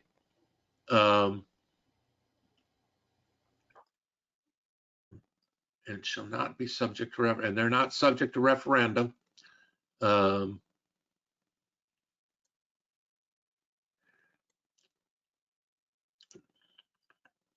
First of all, where are they read? At a council meeting? The bond ordinance? Council have the power to borrow money, issue bonds, notes, other indebtedness, notwithstanding any other provision of the chapter. To the contrary, ordinances authorizing those. Yes, it's just the reading of the ordinance.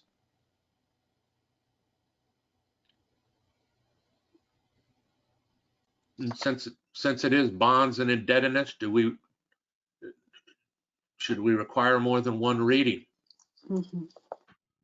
Yeah, I mean, that was my question is what's the reason for this, for us to have fewer readings on bonds and indebtedness as opposed to any other ordinance out there? No. Well, I don't know that it is any less. Do other ordinances have to be read more than? I didn't think so. But I mean, the point is since you're issuing a taxpayer obligation to repay these things and incur debt, should it be a little higher threshold? I certainly don't have a problem with more than one, but that and it's a good catch for whoever spotted it. But is there any argument to have the streamline of one reading?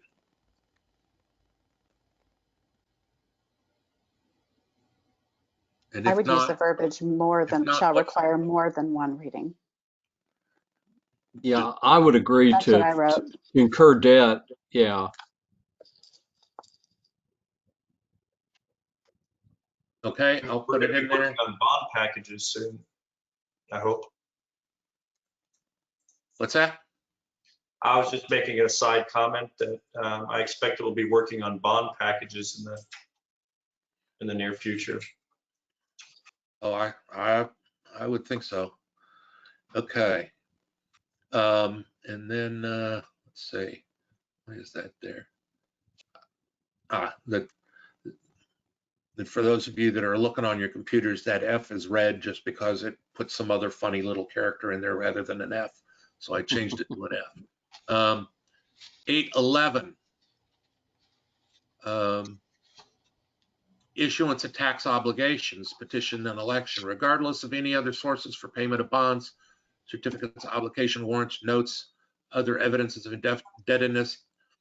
If any such obligations, pledges, and ad valorem taxes, the debt instruments may not be issued unless the city publishes notices of its intention to issue these debt instruments. The notice shall be published as required by state law, and if not required by state law, it shall comply with this section. The notice must be published once a week for 2 consecutive weeks in and I plugged in the city's website so that somebody might actually see it, because you could stick it in a newspaper, and that's probably the best way to hide anything, because nobody gets a newspaper out here anymore, as defined by subchapter C, chapter 2051 of the government code. In fact, Aaron, are there any newspapers that meet that definition out here? You talking about a newspaper of general circulation? Well, this has got some clumsy language in here that says a newspaper is defined by subchapter C, chapter 2051 of the government code as amended, that is of general circulation within the city. So, I mean, anytime we have to deal with newspapers in here, it's a pain in the neck, because we don't have one. But I did add the city's website, which I think is probably the best mode of transparency that we have out here. You know, I'd like to comment on that, Rob. You know, Yeah. I know it sounds silly to assert this, but I think a lot of people here in Lago Vista follows what goes on in the city, not by looking at the city's website, but of all places, Facebook. I mean, should we stipulate any type of, like, maybe the city has to post notice on the city's website and at least say 2 or 3 social media outlets? I mean, like it or not, that's where a lot of people get their information from. Those are our only publications at this point. It is, but my concern there is the city has, you know, with a newspaper, you put in an order and you pay for it and they print what you pay for. On the city website, you have control of what's printed out there. Mm-hmm. On Facebook, you can see a lot of stuff that looks awfully close to what the city. I see our city attorney is very uncomfortable with that idea. So yeah, I defer her better judgment on that. I am too. I am too. Okay. I don't have a problem with the website, and I don't have a problem with the newspaper, because the city can retain control of what's being printed. Once it gets on Facebook, I mean, I know the city could do a post, but somebody could make a post that looks an awful lot like the city, and I just think that's scary. Okay. Things can be edited too nowadays. I mean, things can be edited too. Yeah. Yeah. Or you might get some crazy administrator that just deletes it from the Facebook, you know? So anyhow, Mr. Chairman. but I don't, yes, Ms. Solera. So you asked the question about, does the city have a publication that meets the requirements? And subchapter C of chapter 2051 of the government code speaks about the type. There are lots of language, but one of the sections speaks about the type of newspaper. And it says the newspaper in which a notice is published must, 1, devote not less than 25% of its total column lineage to general interest items. It must be published at least once a week. It must be entered as a second-class postal matter in the county where it's published, and it have been published regularly and continuously for at least 12 months before the governmental entity or representative publishes notice. So that's your criteria. Yeah. And so that's why the two papers that meet that criteria right now are the Hill Country News and the Statesman. Okay. All right. Which would be a great place to hide something. But any place, let's put it on the website too. I think that if we do anything that draws people to look at the website, that's probably a good thing anyway. Okay, 8.12 issuance of revenue and other general obligation bonds. What does that say out there? Oh, yeah, and that was where they say such bonds when issued shall be a charge upon and payable solely from the properties acquired or interest therein. And the question or the comment was, how does the council know that those are going to pay for the bonds? You know, how do they know it's going to generate that sort of revenue? I think it's a good question. And I'm not sure what we're talking about doing in terms of fixing it, but I think it's a real good question. Well, one part of that we need to address deals with the very last phrase of that operative sentence where it says, and shall never be debt of the city. How in the world can we guarantee that those revenue bonds are always going to have their head above water? Well, that's right. That the revenue is always going to make up for what the cost of that bond service is going to be. The financial legal theory behind it is the city can always, raise revenue through taxes. Yeah, but how do you say that it's not a debt? How do you say it's not a debt of the city? I mean, it's a bond. It is a debt of the city.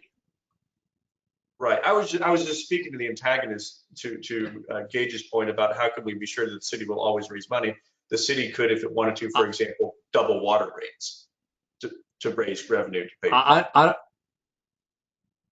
Yeah, but on a revenue bond, I don't think the city has that flexibility because it says the only source that you can service that debt payment to is from the revenue that whatever that particular entity is generating. Okay. Yeah. And I don't know that we can make a statement say it's never be debt of the city. It's a bond, for goodness sake. I think by definition it's a debt of the city.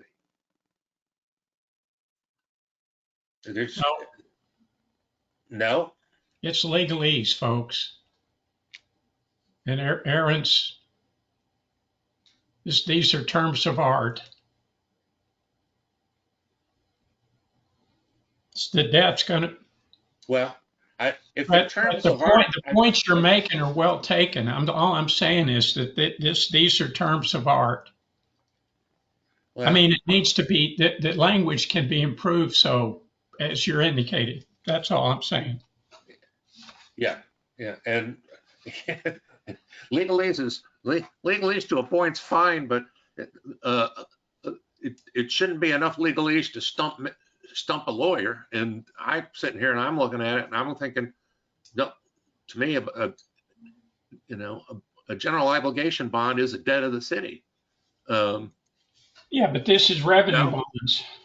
I'll let Aaron, can you open your mic and let me know? So general obligation bonds and revenue bonds are different animals. So the GO bonds are debts of the city. The revenue bonds are secured by a different revenue source. Correct. Yeah. But what if that revenue source doesn't generate enough funds to service the debt? Well, what happens? So I think Paul made probably the most pertinent example for revenue bonds simply have to be they are long-term loans that are secured by a pledge of revenue from an income producing facility such as the water system. So you may have to raise water rates to fulfill the obligations of the bond. GO bonds are time warrants, and they're certificates of obligation based on ad valorem taxes. So it's just different animals. But this sentence clumps them all together. I agree, it's messy. Yeah, and it also even though it's debt that gets paid back out of a certain revenue source, it's still an obligation of the city to pay. So I would. Can we just agree tonight that we need to fine tune this language? Yeah, I don't know who we're going to bring in to explain that to us, but yeah, that one's just going to stay where it is. Okay, we are there, guys. The last comment I have is on, crap, where'd it go? There we go. 8:16.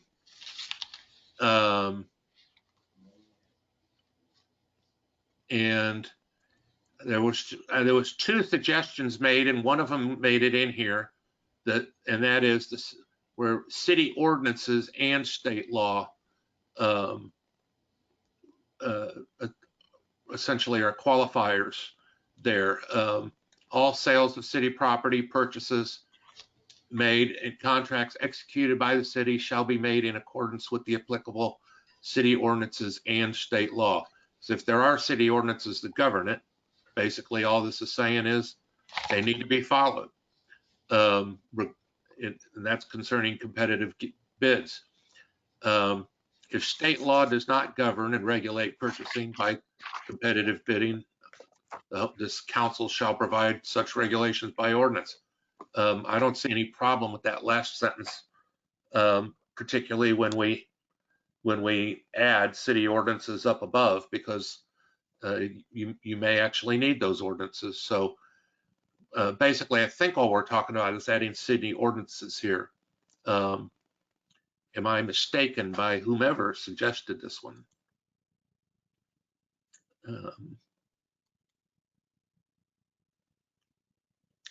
But I thought that was a pretty easy one. Yep. Okay.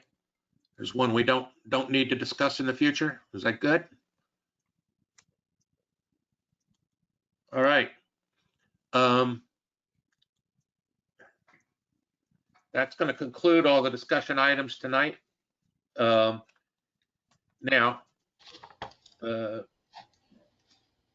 and for the benefit of the future package, I will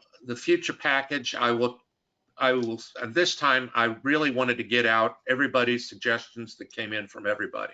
That's really what I was aiming for. In the future, the package will include basically all the documents that I think you need to look at. If we get any additional suggestions, I will send those outside of the package. I'll just send them out to everybody so that everybody's got them. But then that way you've got a package that should be all you need to look at. That's all that'll be discussed. Okay, and now next order of business is the election of a secretary for the committee. Do I have any nominations? Do I have any volunteers?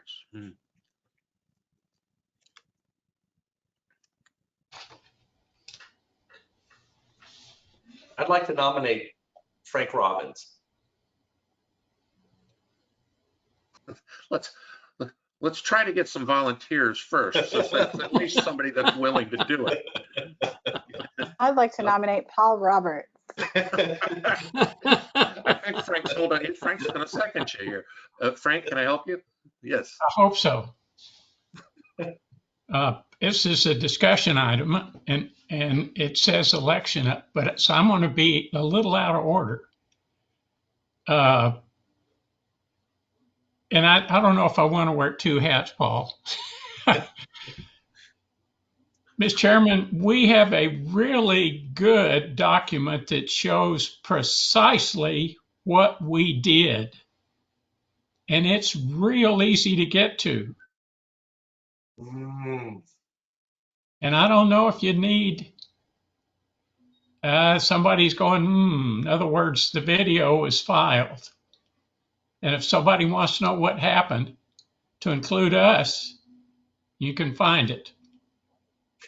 And so the thought is not to have separate minutes because there's not enough of us interested in doing it. Rob, here's another piece. As Arch knows, I've been in a couple of organizations. I've been sort of the chair, president, and the secretary. And you're keeping really good track of what we're doing. And if you go to summarized minutes, that instead of listing what everybody said, you just list almost in bullet points what the committee did. It's not hard. Well, my thought is, hey, if you want to know what we did, you can find it. Do we have to have a secretary? No. Aaron, what are the rules on us having minutes, and how detailed do they have to be? So I'm looking first to verify whether your enabling ordinance requires you to take minutes, or if a recording is sufficient. And then if you are required to keep minutes, state law only requires you to record the actions that are taken. Now, this particular committee, the details are uber important. And so the recording is really important. But give me 2 seconds. I'm looking to, for whatever reason, the connection, the city's website is slow. Because we haven't really done any actions yet. Right now, we're still just kind of talking and discussing and going through. Correct. Well, the summary would be, as Rob has gone through it, you get to 8.06. Committee agreed to add the word X. That's all. Yeah. That's what I was getting at about a summary. Yeah, I mean, I could put together a summary with that. You know, they agreed to discuss it later. Yeah. That's all.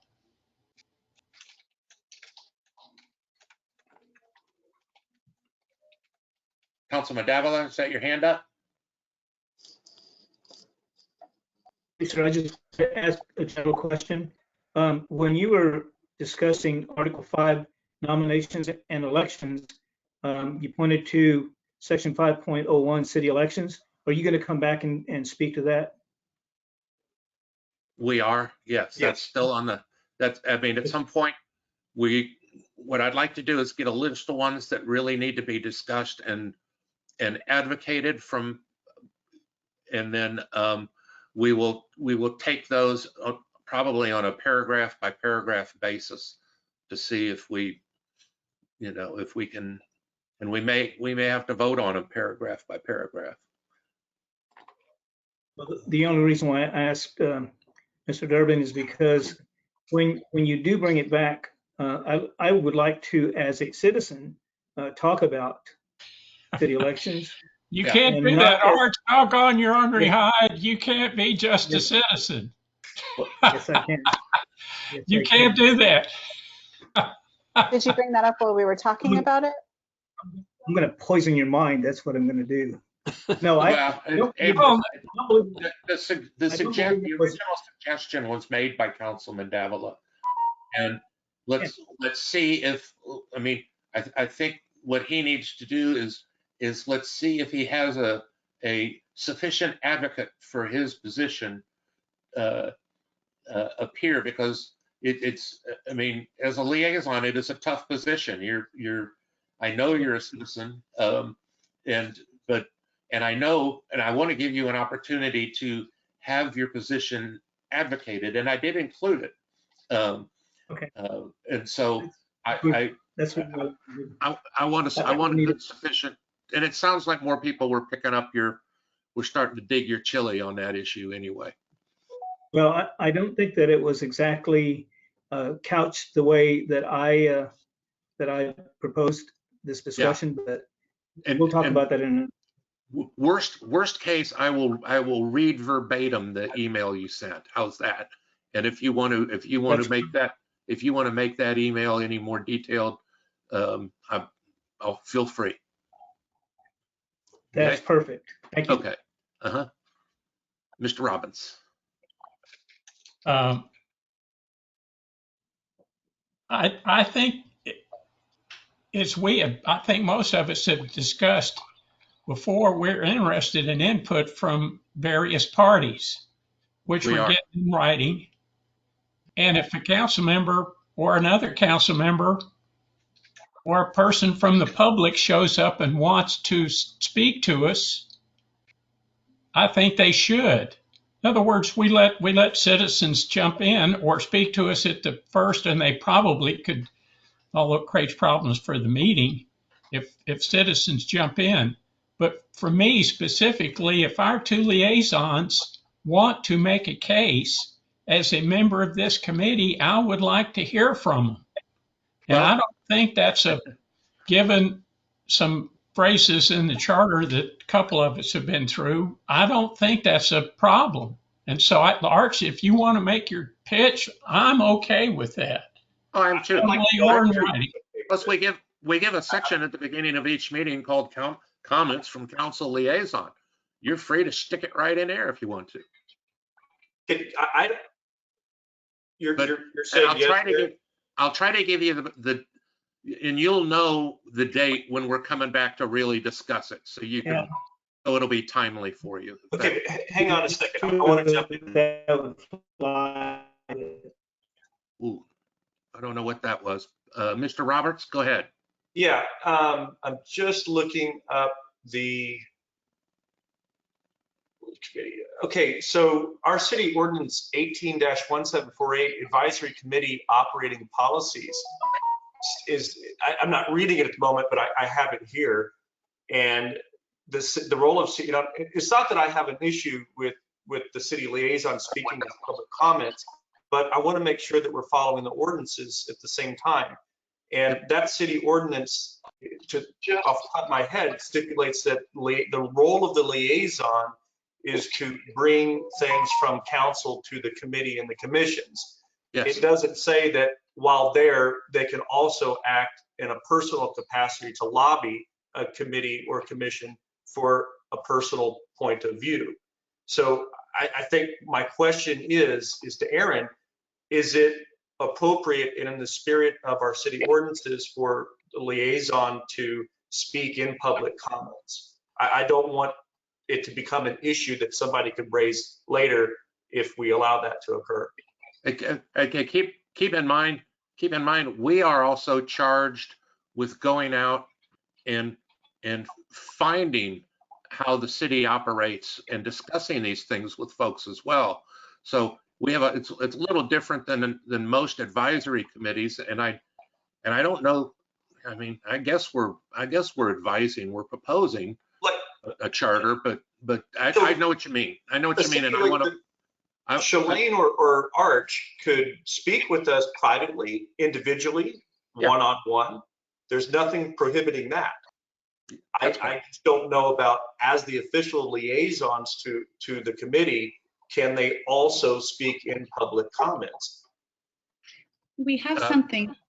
Go ahead, Ms. Lucero. About a matter before the committee. In there that says the whole conflict of interest thing, that they shouldn't even be in the same room and speak out about it, right? Like the airport committee, Don Bartholow not being able to be in the same room as the airport committee. Yeah, but that's a conflict issue. That's not what we're talking. That's not a conflict of interest issue. Yeah. But city council and city elections he is a sitting council member, so it is kind of a bit of a conflict of interest, right? No. No, that's.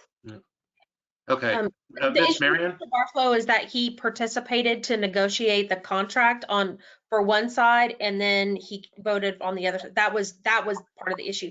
In this context, I think maybe it was Councilor Davila, or no, maybe it was Paul that pointed out for you that the resolution 18-1748, which provides the rules of procedure related to advisory committees and commissions, and it states specifically 1879, it states specifically kind of what your roles and duties are.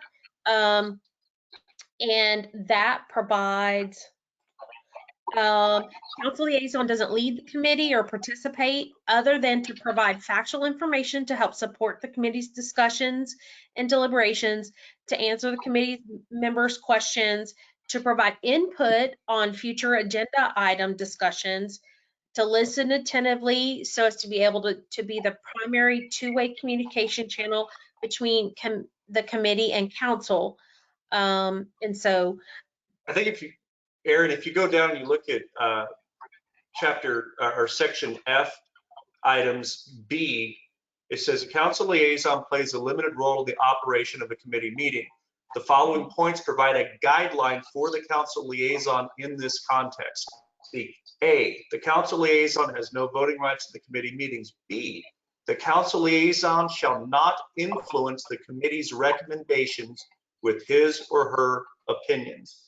C, a council liaison does not lead a committee meeting or participate does not participate other than to provide factual information to help support the committee's decision, to what Aaron was saying. But so I think that I'm sorry, but in my reading of this, I don't think it's appropriate.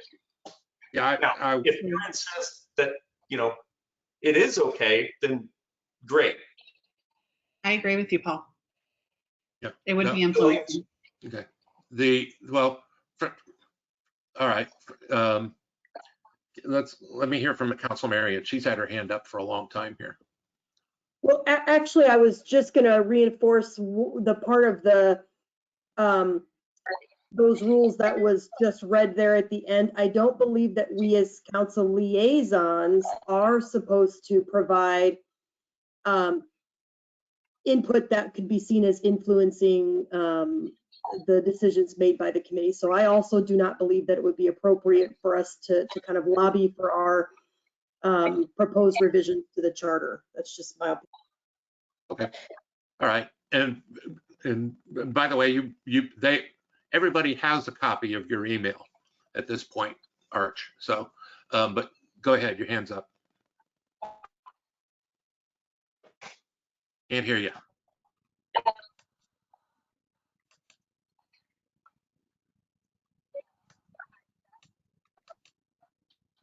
We can't hear you. Can't hear you, Arch. Try turning off your camera, maybe.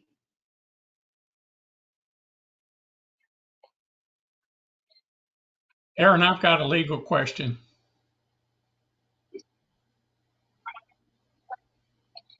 Not hearing you, Arch.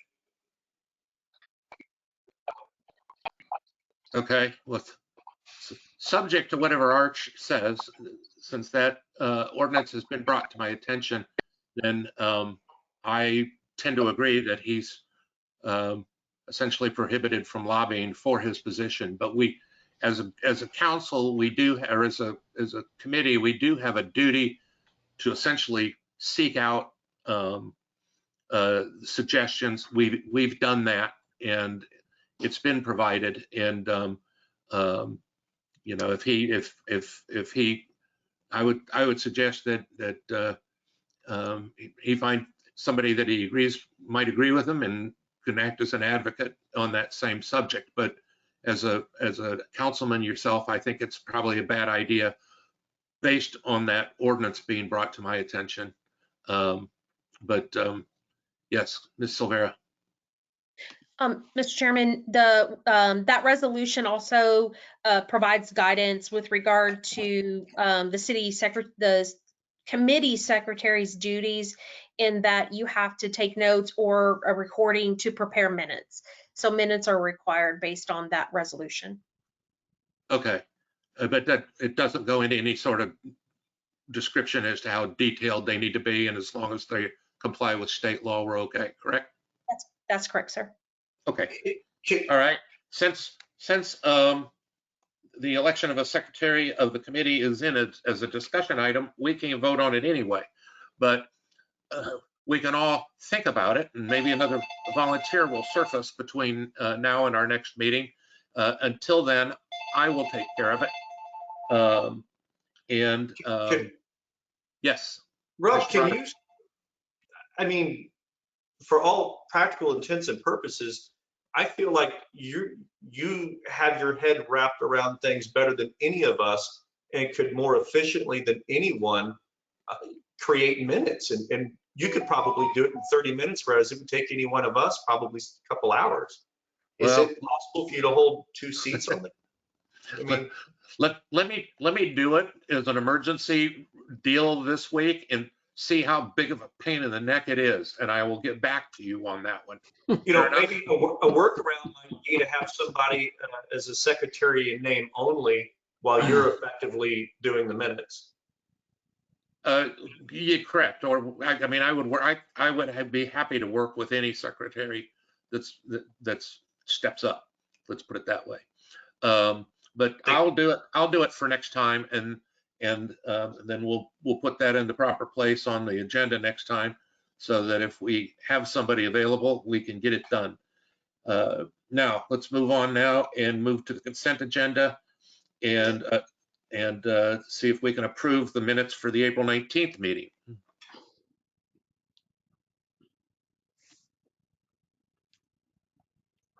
Do I have any motions? Mr. Roberts.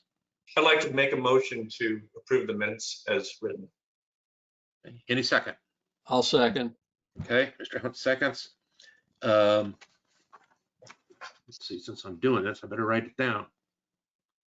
Okay, all in favor? Aye. Aye. Aye. All right, Aye. minutes are approved unanimously. Do we have anything to discuss for future meetings? If so, keep it very short. No? Okay, do I have another motion? Mr. Chairman, Yes. I'm sorry, I wanted to ask, do you anticipate wanting to have any city staff participate, getting their input on any of it at this point or some point in the future? I would love to get some input from city staff. I think the most important would probably be, since we were discussing as to who they might report to, the clerks. Do we have just one clerk now? Is it just Robin? We do have an assistant, yes. Okay. There are 2. Mm-hmm. Robin would probably be plenty. I would love to hear from Roy as well if he has any input. What about Sandra? Sandra, yeah. Sandra. I thought Aaron had stuff. Aaron chimes in all the time. Get away. What about our HR manager, director? Do we need anything from him? I would think so. And I think what we may want to do is just set up a particular meeting for that. I don't know, it might even need to be a special meeting during the day so that we're not dragging all those people out of their jobs in the middle of the night like we do Aaron. Do you think though, Rob, that maybe, I mean, I could envision, you know, us getting to certain discussion items in which we might want to be polling them for input. Is it, you know, what's the most, you know, I don't want to burden them unnecessarily, but I mean, what do you guys think? Do you think that you might want one of these department heads available during discussion germane to their stuff? Frank says no. Okay. Yeah, in the past, not the last charter, but one of the charter review committees, couple of charter reviews back, did just as the chairman suggested. They invited in department heads and individuals if they had anything. Now, I will tell you, the city manager and those folks had a discussion before they went in, but that's been done. That's been done in the past. The issue I would have of a former staff member, I'm going to sit around for 2 or 3 hours and listen to you guys. No, I may not have anything. Now, if I've got something and you want me to tell you, then I will. No, I mean, that's great. I don't have any problem It's soliciting. really interesting right now because we don't have a city manager, so they're not. They don't have anyone to report to necessarily, so they might be more forthcoming to give information. The 600-pound gorilla is not in the room anymore. Exactly. So I think I think now is y'all are underestimating Sandra. Oh no, I never underestimate Sandra. I worked with her for 4.5 years. Well, so for future, as it pertains to future agenda items, maybe you can ponder a day and time to bring them in during business hours. Well, I think, yeah, and it's got to be, it has to be in a situation. I wouldn't mind just soliciting the information from them individually so they didn't have to get drug in. But, there was some question as to who we could talk to for a while there. And then B, I don't know that they feel, warm and fuzzy about that unless their boss tells them it's okay to talk to us. I wonder, what do you think about maybe once you put these minutes together, would it be, do we want to have them in front of us, or do we want to perhaps share the minutes and just seek their input, via email or something? Just an idea I'm tossing out, not necessarily advocating for. I don't know. I mean, our committee is very fortunate in that, we have Frank here who has served in a lot of those positions and has some idea how things work down at that level. And, and I've worked with the clerks and I know, how things work from their level. There are some other folks that are foreign to probably both of us, the human resources guys and things like that. But I mean, hell, Frank had Roy's job before, so he ought to know what he's doing over there. So we'll leave this undetermined for now. How we're gonna do it? We will bring it in front of us. I'll try to figure out a way to maybe, because I want to make it as easy on them as possible, and I don't want them to spend overtime on us, and I also don't want to take them out of their dang job for more time than we need to because they're busy. But it's a good idea, and it's part of our what we've been told to do. We're supposed to investigate how the city's working. So, and if it's not working right, this is a place to fix it, then when we need to fix it. Mr. Chairman, I'd like to make a motion. I'd like to hear it. To adjourn. I'd like to make a motion to adjourn. Okay, any seconds? Second. Okay, all in favor? Aye. Aye. Okay, thank you all, and Good night, everyone. see you in 2 weeks. Bye-bye. everyone. Good night, everybody. Bye, everyone. Good night, everybody. Night. Night.